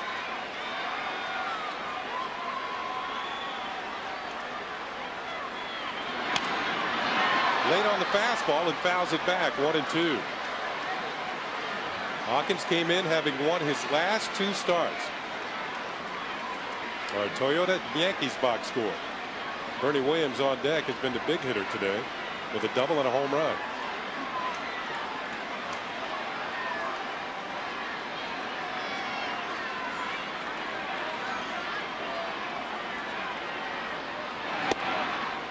2-2. Have you seen many pitchers that watching Hawkins and his wider, how he kind of taps the mound with his right foot? It's almost like a dance step. I think the first pitcher I noticed that did that was Fergie Jenkins. Did a little bit of a tap with his right foot. Pitches hit high and deep to right field, and not too deep. Ochoa makes the catch. That was off the end of the bat. Fooled me. And Martinez has now flown out to each one of the twin outfielders. He's 0 for 3. And fooled Tino a little also, because that's one of the rare off-speed pitches that Hawkins has gotten over. Be interesting now with Bernie and that success. You might see Hawkins go out of the strike zone. I don't think he wants to challenge Bernie anymore. He's 500 against him lifetime with 3 home runs. He doubled over the head of Cordova in the second inning and homered into the right field seats in the fourth. To the corner for a call strike. Joe Girardi getting loose in the bullpen. I don't think you see many changes as you get to this point in the game.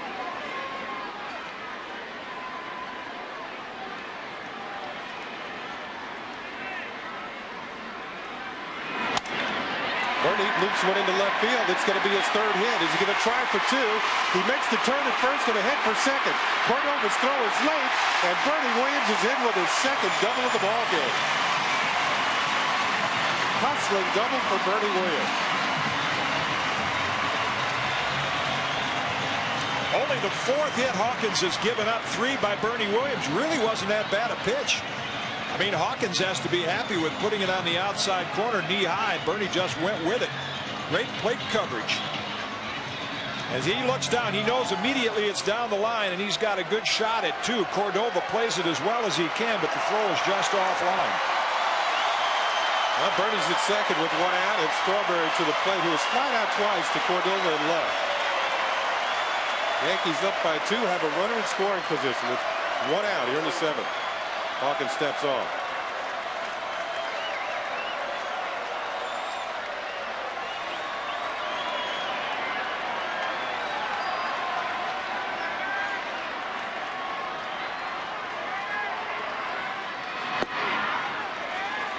And I bet about half of the fans right now, Kenny, are saying the only thing that could make watching a no-hitter a little bit better is this Darryl Strawberry hit a home run as well. Give David Wells a little bit margin, more of a margin to work with.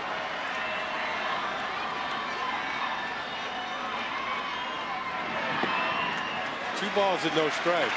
And it looks as though Hawkins is being pretty careful with Darryl Strawberry here. I'm sure Valentin got some advice from the bench with first base open and Curtis on deck.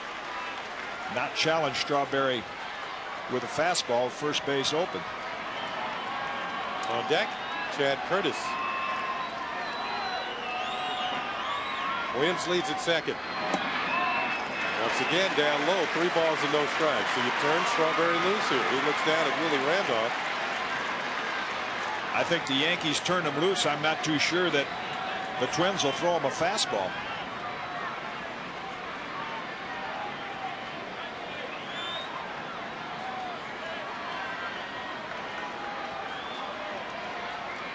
Signs more complicated with a man on second. There it is. Fastball in there for a strike. Sometimes as a hitter, you can outthink yourself too. You think, thinking like you're thinking. I'm like, he's not going to throw me a fastball. Right. I'll just sit here and wait for something off speed. Don't want to be too anxious. 3-1. Foul back and a good pick. The count goes full at 3-2. That was the one right there. You saw Darryl shake his head. You've said it before. Every at bat, you'll get one good pitch to drive, and Darryl had his right there. This ball be fouled straight back. Maybe a little higher than he'd like it. Darryl tends to like it from the belt down. Full count now. You see nothing but fastballs in this at bat. There's another one hit high and deep to left field. Cordova back towards the corner. Has some room. Drifts with the wind. It's off the wall. Bernie Williams is the third. He's going to score. Strawberry's headed for third. and he is in there standing up. It is 3-0 Yankees. Well, you saw the wind get that ball and tail it away from Cordova, and he was not able to make the play. Well, we got the American League Championship Series all over. But this time in left field, Marty Cordova pleading his case with Mike Riley. He thought that he may have been interfered with out here. So you can see the swirling winds. He actually has to come back for this ball, reaches for it. No fan interference there. That just came right off the wall. Not even close to it. You see Cordova kind of close his eyes and wince and took his eye off the ball. And you can see the fan above Marty Cordova. I think what Marty is contending is that maybe on the way down the ball hit the fingertips of the fan. Maybe that's Cordova's. There wasn't any interference with him, but possibly he made contact with the ball. Or maybe the fan got in his line of sight, and he wasn't able to make the play. Now watch him go for the ball and see the hands of the fan. Maybe those are in his line of sight while he's following the baseball, and all of a sudden he sees these hands splash in front of him and he can't make the play. Yet unlike the stands in right field, Al Trautwig was pointing out, in right field there is an aisleway there where the fans cannot sit right up against the wall, but in left field the fans are right there. Tough call for Mike Riley. He's going to let Tom Kelly have his say. They don't have the benefit of the replays like we do, but it did appear from that shot that the fan possibly could have made contact with the ball or blurred Cordova's vision from seeing the ball. It's an argument they're not going to win, but Tom Kelly's going to have his say anyway. For Strawberry, that will be his second triple of the year. And Bernie Williams has scored all 3 of the Yankee runs today. Marty Cordova, somewhat of a rough day out in left field. Bernie Williams is double over his head in the second inning. One more look at it as Cordova goes up. It's right here where the fan, Cordova probably looks up, and that's what he sees as the back of the fan's hands. Lost sight of the ball.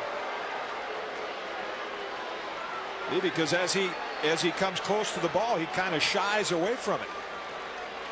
That distracted him. Well, anyway, Strawberry is at third. The Yankees now have 5 hits and 3 runs. The Twins are going to be forced to bring the infield in with Chad Curtis at the plate.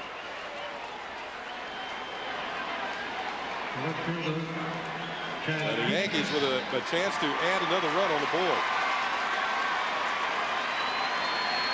Curtis hasn't gotten the ball out of the infield yet today.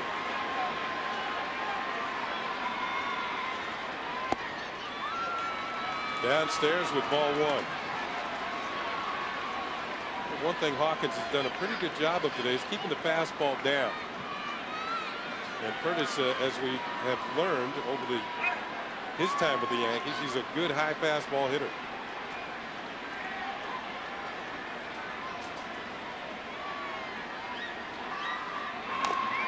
And chops this one foul in the home plate area. A ball and a strike. We showed the last at bat by Chad Curtis his percentage with a runner on third and less than 2 out, and it's not very high like most of the Yankees. And one of the reasons for it is his anxiety. He wants to swing to bat, and if you're an experienced pitcher and can tease him, experienced like Wells is, and keep it around the plate, he's going to chase more bad pitches than the average Yankee hitter would do. Count here is 1-1.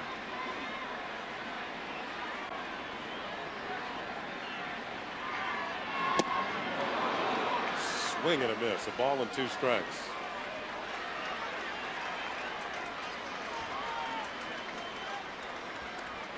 Notice nobody really talking to the Puma.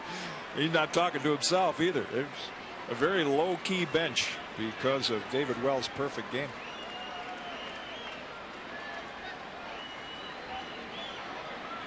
A ball and 2 strikes on Curtis. Infield in for the Twins. High fastball is fouled back.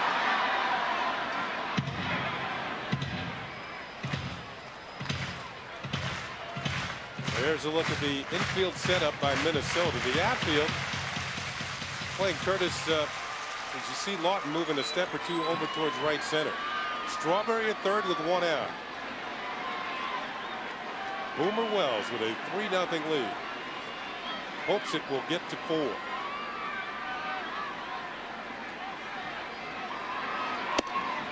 Two and 2.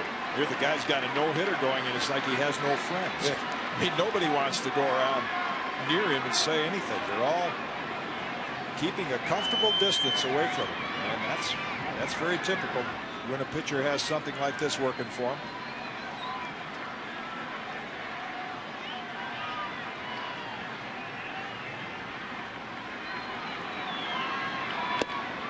Ball gets away, but not far enough for Strawberry to score, and the count is run full on Chad Curtis. One thing Curtis has been able to do this year, you mentioned how anxious he can be. That is, he's also gotten a few walks this year. His on-base percentage, first in the league.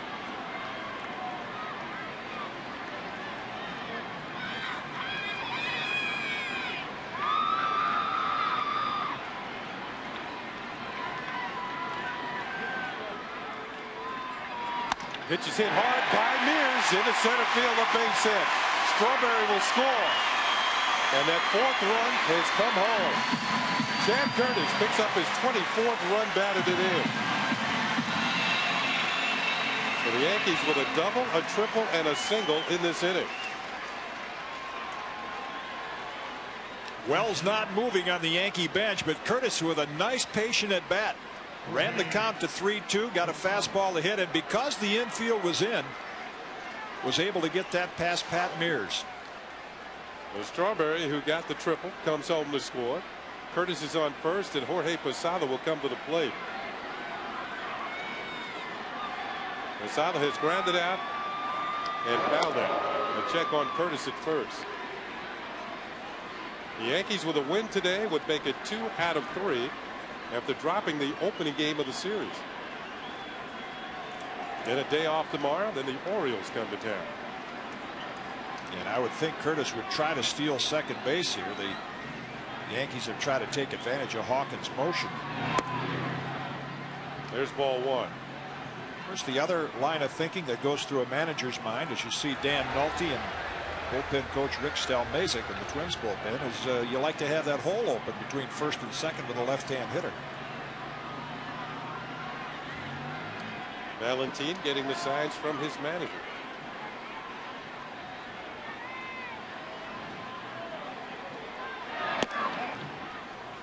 One ball and 1 strike. Give you an idea of the confidence, I think, and the respect Tom Kelly has for young LaTroy Hawkins in this game. This is the deepest he's ever gone into a ball game in terms of number of pitches. And these are the kind of days that managers like Tom Kelly say a pitcher really grows up on days like today. A lot of tough situations, and he's been able to pitch out of most of them. Against a tough ball club. There goes the runner. Looked like a delayed steal, and Curtis is in there. Steal number 6 on the year for Chad Curtis. Well, he didn't go immediately. Inexperience behind the plate. You see Valentine has not reacted until Curtis took off after the pitch crossed home plate. A perfect execution of the delayed steal. A couple of hops. Gates a little late in covering, but the throw high anyway. And the Yankees, after going 10 days without a stolen base, have 2 of them today.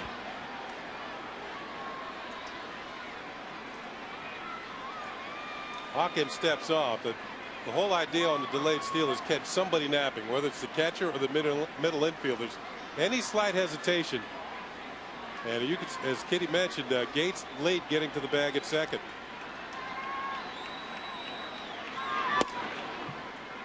Two and 2 on Posada.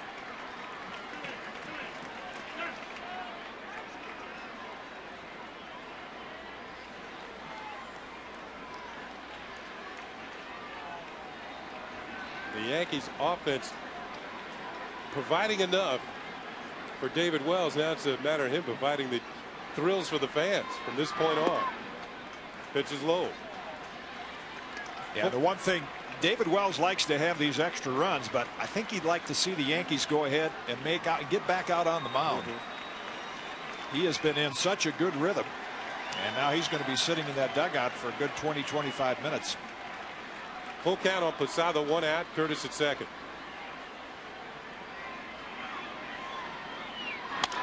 And he hits this one down the left field line. It's going to tail foul into the seats. I mentioned earlier the Yankees have not lost a series since the first week of the season. Yeah, if they win this game, it'll be 15 straight series that they've won, and the last Yankee team to do that was the 1977 team. 21 years ago. Swing and a miss. Posada had a big swing and struck out. That is out number 2 here in the 7th inning.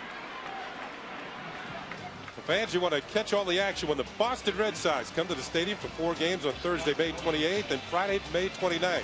Both of those games start at 7:30. And Saturday, May 30th at 1 o'clock, and Sunday, May 31st at 1:30. On Sunday the 31st, all fans will receive a Yankee cap, compliments of Dime Savings Bank. Tickets are available now at the stadium through Ticketmaster, the Yankee Clubhouse stores, and on the web at www.yankees.com. Brosius takes a slider outside, ball 1. I've logged on to that Yankee website, and it is something else. A lot of information. And plus, you can order the tickets. Brosius is 0 for 2.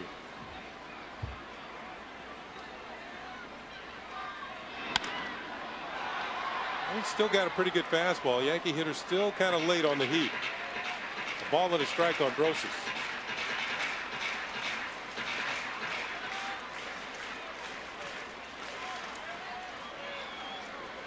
That's her Beanie Baby.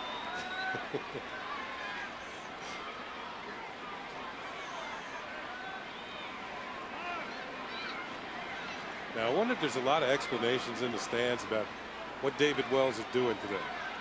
Oh, I think the New York fans we know are so savvy that. I mean, to the younger fans. Oh, I think so.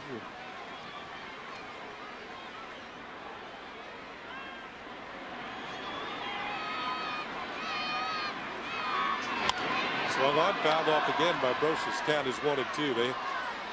A lot of youngsters here today on Beanie Baby Day, and this has turned into a very special ball game. I imagine that moms and dads and grandmas and grandpas are explaining that a perfect game. Yeah, you might not ever see one of these again. Right. Yeah. And I'm sure the kids will say, "What do you mean? I'm going to come back to the ball." A perfect game is different. And he's 6 outs away from one.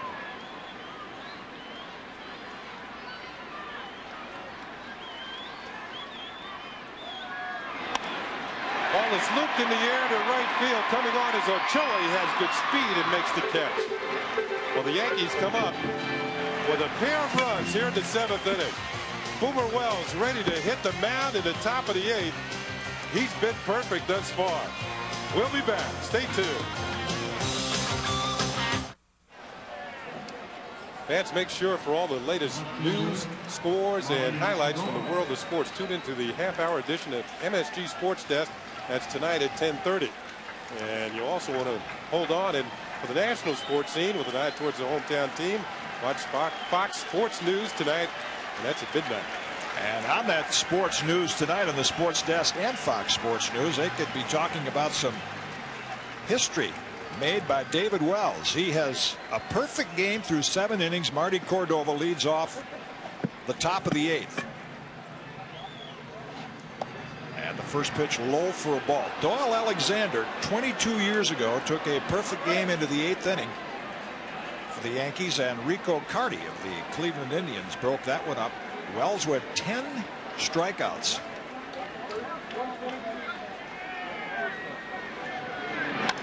Fouled out of play, 1-1. If David Wells could pull it off, he would join some pretty, as you say, Kenny, brand name pitchers that have no hit the Minnesota Twins. I saw the first one, and it was a perfect game by ex-Yankee Catfish Hunter back in 1968. Vida Blue and Nolan Ryan have also no hit the Twins. 2-1. A long layoff after the Yankees came up with 2 in the bottom of the 7th, and you pointed it out early in the game. Getting set to face that leadoff hitter is the most important thing. Towards shortstop. Couple of hops. Jeter bobbles it for a moment to throw to Martinez in time. That is 22 in a row. 5 outs away from a perfect game by David Wells. Here's Jeter with a ground ball. Just mishandled it, but he, years ago there was a wide receiver for the Buffalo Bills, Albert Dubinion. He was known as Golden Wheels. Derek Jeter, golden hand. But you notice the slight bobble, and I think everybody in the field right now feels a little pressure. They know what's at stake. A little added pressure in fielding ground balls for the infielders. Here's Coomer. He's been Wells' toughest hitter in the American League. Coming into the game, Coomer was 8 for 13 with a pair of home runs. Wells has retired him today on a pair of strikeouts. 1-1.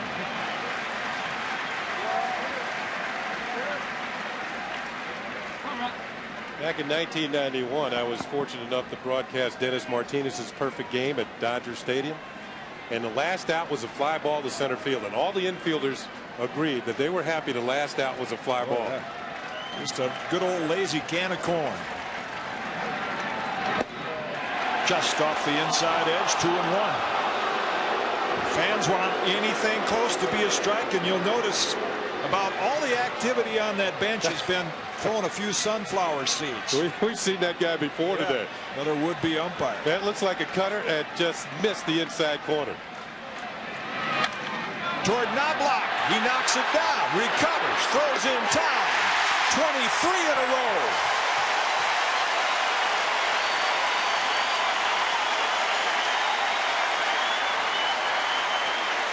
Well, that might be the hardest hit ball today. Knobloch knocks it down, has time, makes the accurate throw, and there's out number 2 here in the 8th inning. And you won't see many fans sitting down for these last 4 outs. Alex Ochoa. Popped out, grounded out. Curveball in, but a little high, ball 1.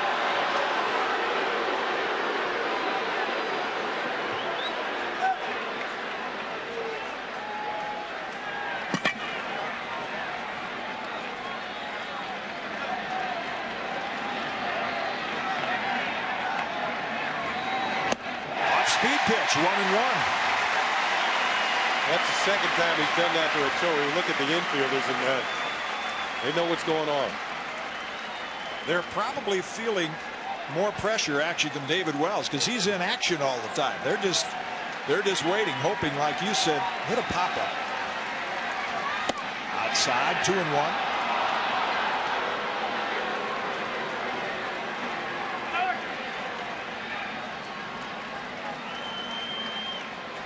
Joe Torre has not taken his hands out of that jacket pocket. I don't think Mel Stottlemyre has moved, nor Don Zimmer. Popped up, right side. Tino Martinez says he has it. And David Wells is perfect through 8 innings. Crowd on their feet, 50,000 plus have seen a gem. Yankees lead it by 4.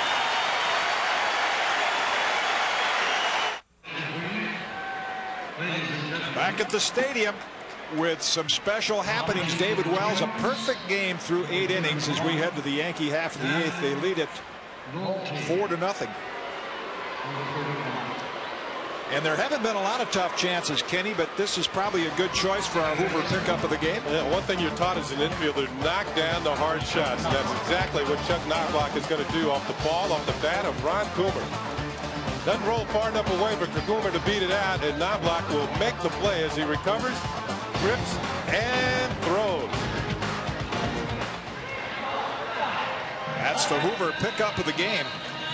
2 ground balls and a fly ball. That is the first inning since the 2nd inning that David Wells has not picked up a strikeout.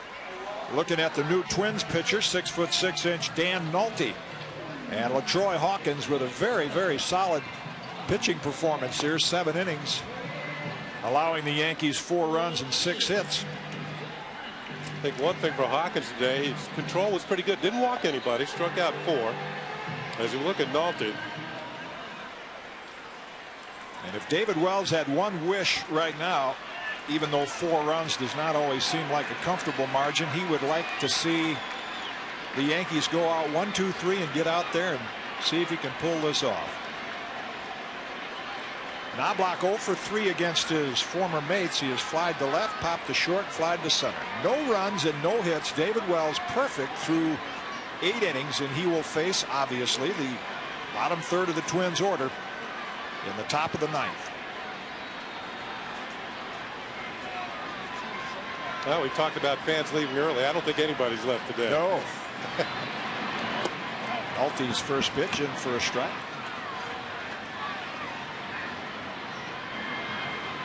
I would say the ball that was hit to Chuck by Ron Coomer is the closest thing the Twins have had to a hit.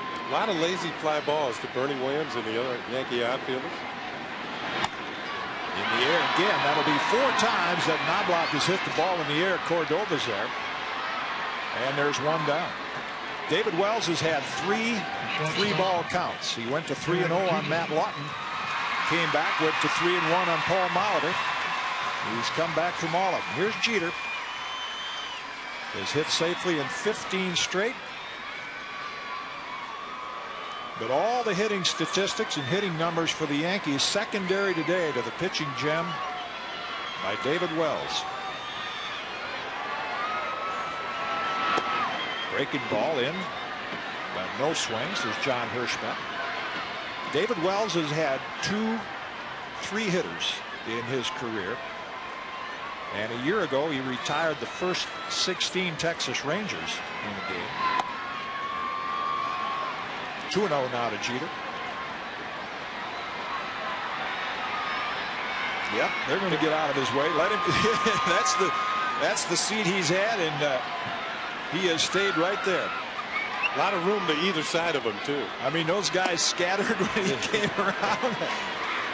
Count's gone 3-0 to Jeter. Is that Chuck Knobloch? Yeah. Plenty of room there. Scott Brosius. Nobody talking to anybody. In for a strike. Attendance just a touch under 50,000 today. 49,820 on hand. Many to get their Valentino Beanie Baby and at the same time see what could be the second perfect game ever pitched in Yankee Stadium. The other one, obviously, for you Yankee fans know, was Don Larson's 1956 perfect game in the World Series. Jeter draws a 1-out walk. Jeter draws the first walk of the game. And Tom Kelly is going to break up the rhythm of this game right now and make a pitching change. Paul O'Neill, Tino Martinez due up next, and Tom Kelly will go to his bullpen and bring in a left-hander.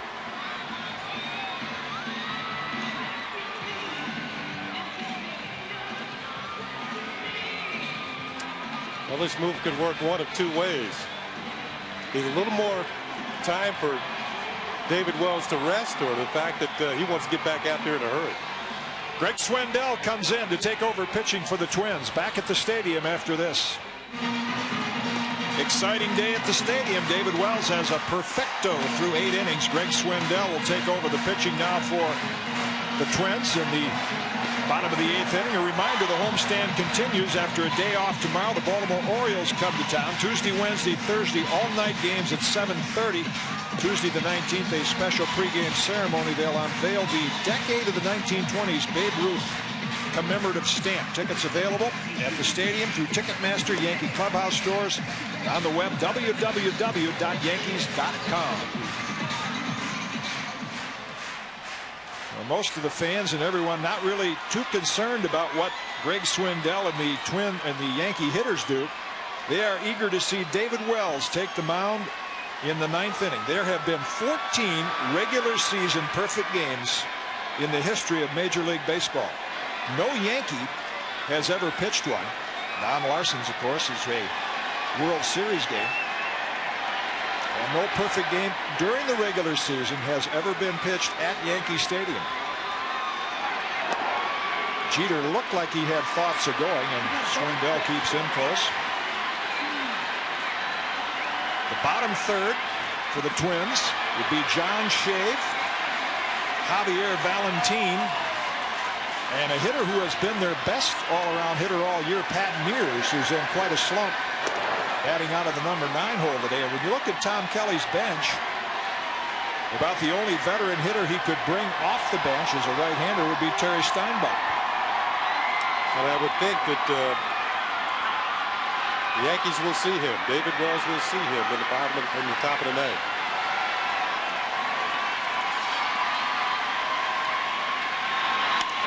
O'Neill fouls that out of play. The last regular season perfect game pitched in 1994, this much might surprise some Yankee fans, was by ex-Yankee Kenny Rogers when he was a member of the Texas Rangers. And you mentioned the one that you had a chance to broadcast in 1991 by Dennis Martinez, and 10 years ago Tom Browning, the crafty left-hander of the Cincinnati Reds. Wells trying to stay as relaxed as he can. A breaking ball in for a strike, and it's 0-2 to O'Neill. Paul's had a tough day. LaTroy Hawkins made some awfully good pitches on him. If I remember correctly, back in '91 when El Presidente pitched that perfect game, he only had 5 strikeouts. The fielders were tested, particularly Larry Walker, who played first base that day. A lot of tough plays at first. Wells has 10. Breaking ball outside, and it's 1-2 to O'Neill.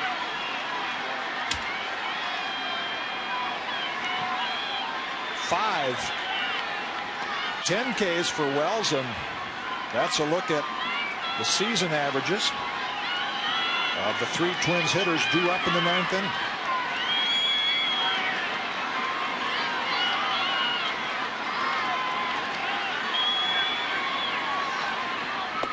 Got him. Probably as tough a day as you'll see Paul O'Neill have, and you credit that to the Twins pitchers. They've made some good pitches on him. And this is a pitch that looks like it's going to be a strike and then end up out of the zone, and then O'Neill chases it. Good pitch by the left-handed veteran Greg Swindell. Looks like he's found a home in a bullpen. Notice not a lot of productive numbers from the Yankee lineup. It's been the Bernie Williams show. Bernie has 3 hits, pair of doubles, and a home run, and he's scored 3 of the 4 runs. He waits on deck as Tino Martinez steps in. Breaking ball low, ball 1. And you know, as much of a Yankee fan David Wells is, most of you know the story of him buying the Babe Ruth cap and wearing it for a while in one of his starts. And you see the breaths getting deeper and deeper. He is very aware of what a historic performance this would be. It already has been to go perfect through 8. Looks kind of calm, doesn't it? To me, yeah, on the outside. Yeah. Not inside. Trying to stay as calm as he can. Trying to keep that routine the same as it's been the first 8.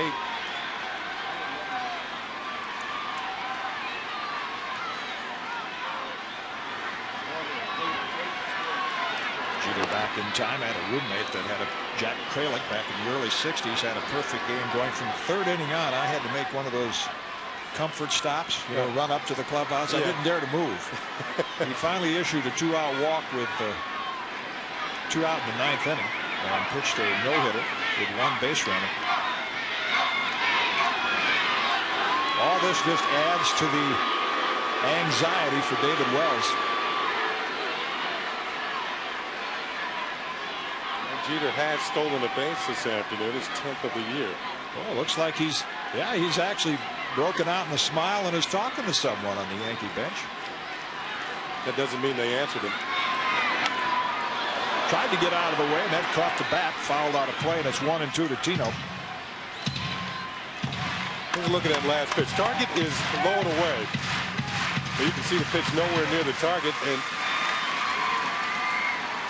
Tino tried to swing out of the way, and the ball hit the bat.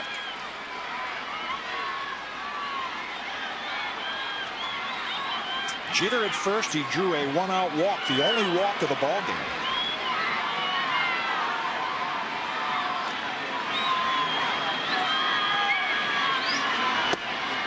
Just off the edge, 2-2. Well, Frank Robinson came in here yesterday and had a talk with both clubs about speeding up games. Somebody was listening. The last 2 days, the pitchers and the umpires were listening. They're throwing strikes and they're calling strikes.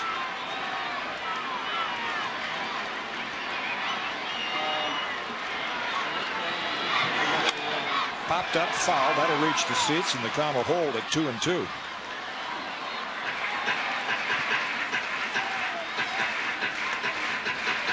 I mean, the way the pitchers have been working, 2 exciting ball games back to back yesterday with Ramiro Mendoza. Of course, the Yankees held on to win that one 5-2, and today Boomer Wells.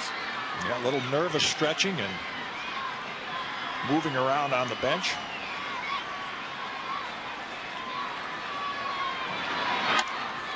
Again, Tino stays alive. Spoiling some pretty good off-speed breaking balls.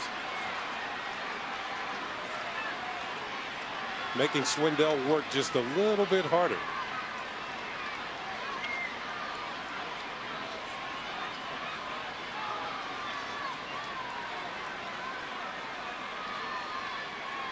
Jeter takes his lead.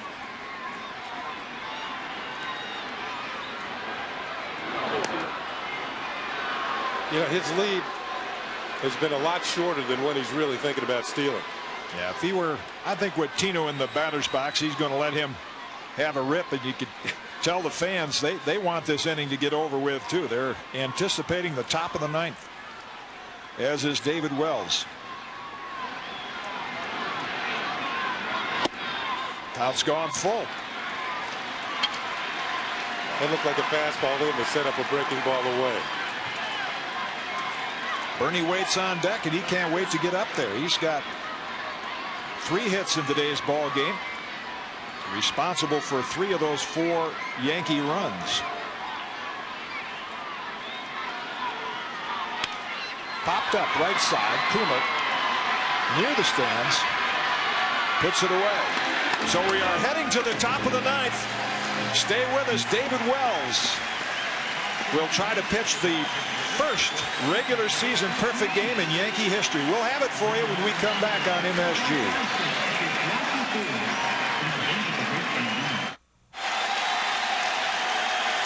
Fans on their feet at the stadium as David Wells prepares to start the 9th inning. We welcome all of you that have joined us nationally on ESPN. These fans have sensed a perfect game since the 3rd inning when Wells struck out the side. He'll face John Shade. And the first pitch low for a ball. He has struck out 10. He has gone to a 3-ball count 4 times. And has been in total command the entire game. First hitter in each inning is a key, no matter what type of game you're pitching. Shade chases a high fastball, and the count is even at a ball and a strike. We said it would be the first regular season perfect game in Yankee Stadium history. Let's go back to October of 1956 when Don Larson got Dale Mitchell looking at a called strike in the 1956 World Series. Strike 2. Well, the crowd is going to erupt with every strike. Twins desperate with the rally caps on. Joe Torre has not moved. Fouled at the plate, and Shade stays alive.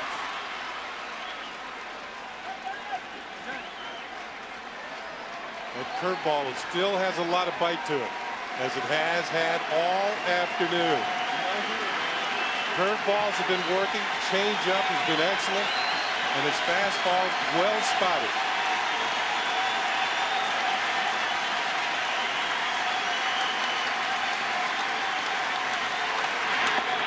Just off the edge. And the count is even at 2-2.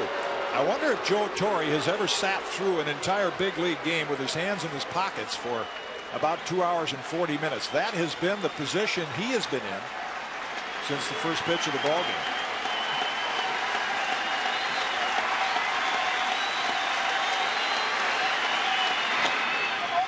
Shade stays alive. closest thing the Twins have had to a hit was a sharp ground ball by Ron Coomer that Knobloch knocked down and threw out for the second out of the 8th inning. David Cone hiding.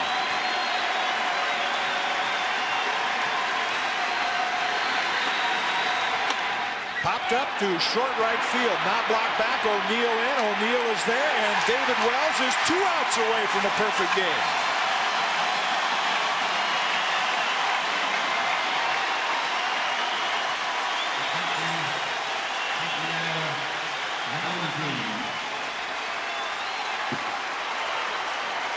No movement. Billy Crystal picked a good day to come to the ballpark. Those Hollywood stars have a flair for the dramatic, don't they? Tom Kelly will not go to his bench. Rookie Javier Valentin. It's the curveball low for a ball.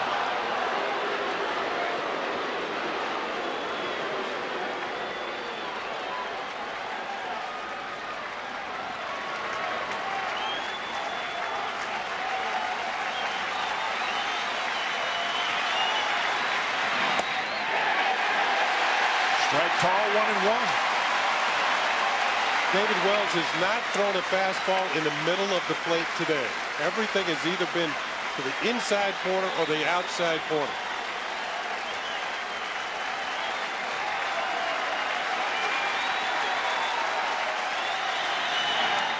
Curveball fouled at the plate, and it's 1-2.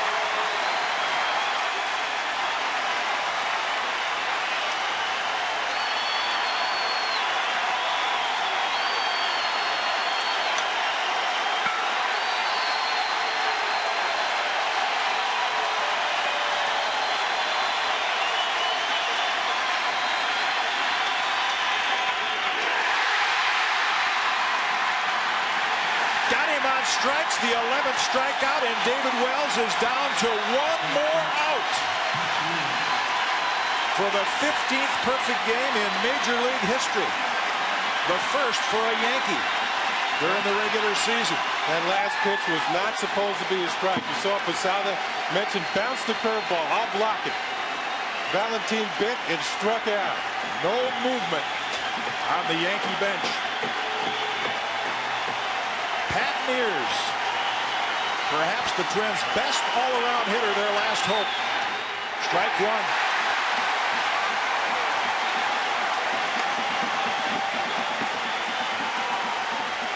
Well, how nervous is Posada behind home plate? He's making the calls.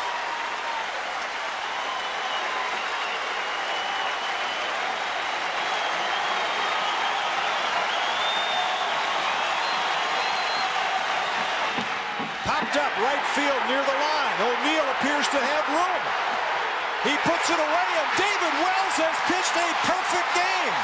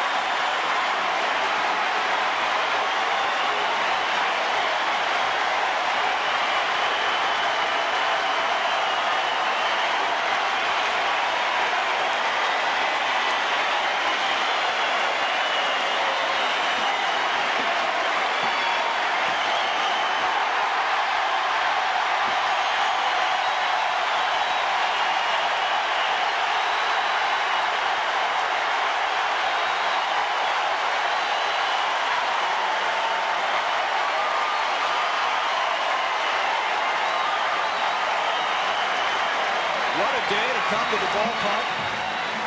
Almost 50,000 here. And from the 3rd inning on, when David Wells struck out the side, I think, Kenny, that fans had a sense that something special was happening. Well, you get down to those last 3 innings, and I thought when he got Paul Molitor out to end the 7th inning, I mean, Molitor's as tough as he comes. I know he's not having a great year, but when he got Molitor out, struck him out to end the 7th, I thought maybe he's going to do it. The Yankees scored 2 in the bottom of the 7th, and David Wells had to sit for about 20 minutes. The 8th inning was the only inning since the 2nd that he did not strike out a hitter. And that was the inning you talked about when he went to 3-1. Well, when I saw Dennis Martinez pitch his perfect game in 1991, I thought I'd never see another one. But I've been fortunate enough to see one at Dodger Stadium and now Yankee Stadium. And you saw David Cone, as we'll get another look at the last out of the game. David Cone wants David Wells to come back out for a curtain call. The fans are sticking around. That's the last out that O'Neill catches. There he comes. David Wells back out of the dugout.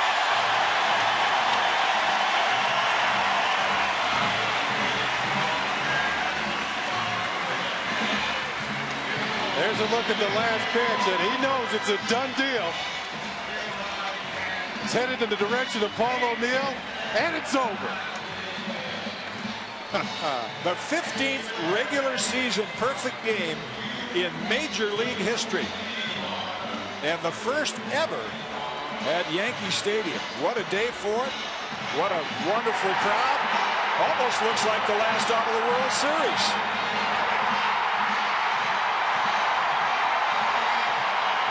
You know, when you think about it, Kenny, you go back a couple of starts and David Wells was man at the world in Texas.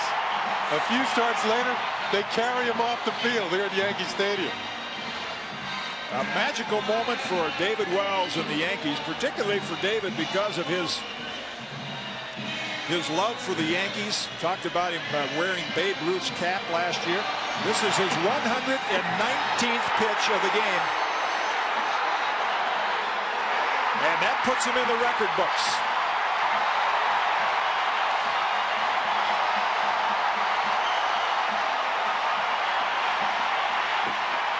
No one ever has pitched a perfect game during the regular season at Yankee Stadium until today, May 17th, 1998, and David Wells is in the record books. That's David Cone urging him to take the curtain call, which he did.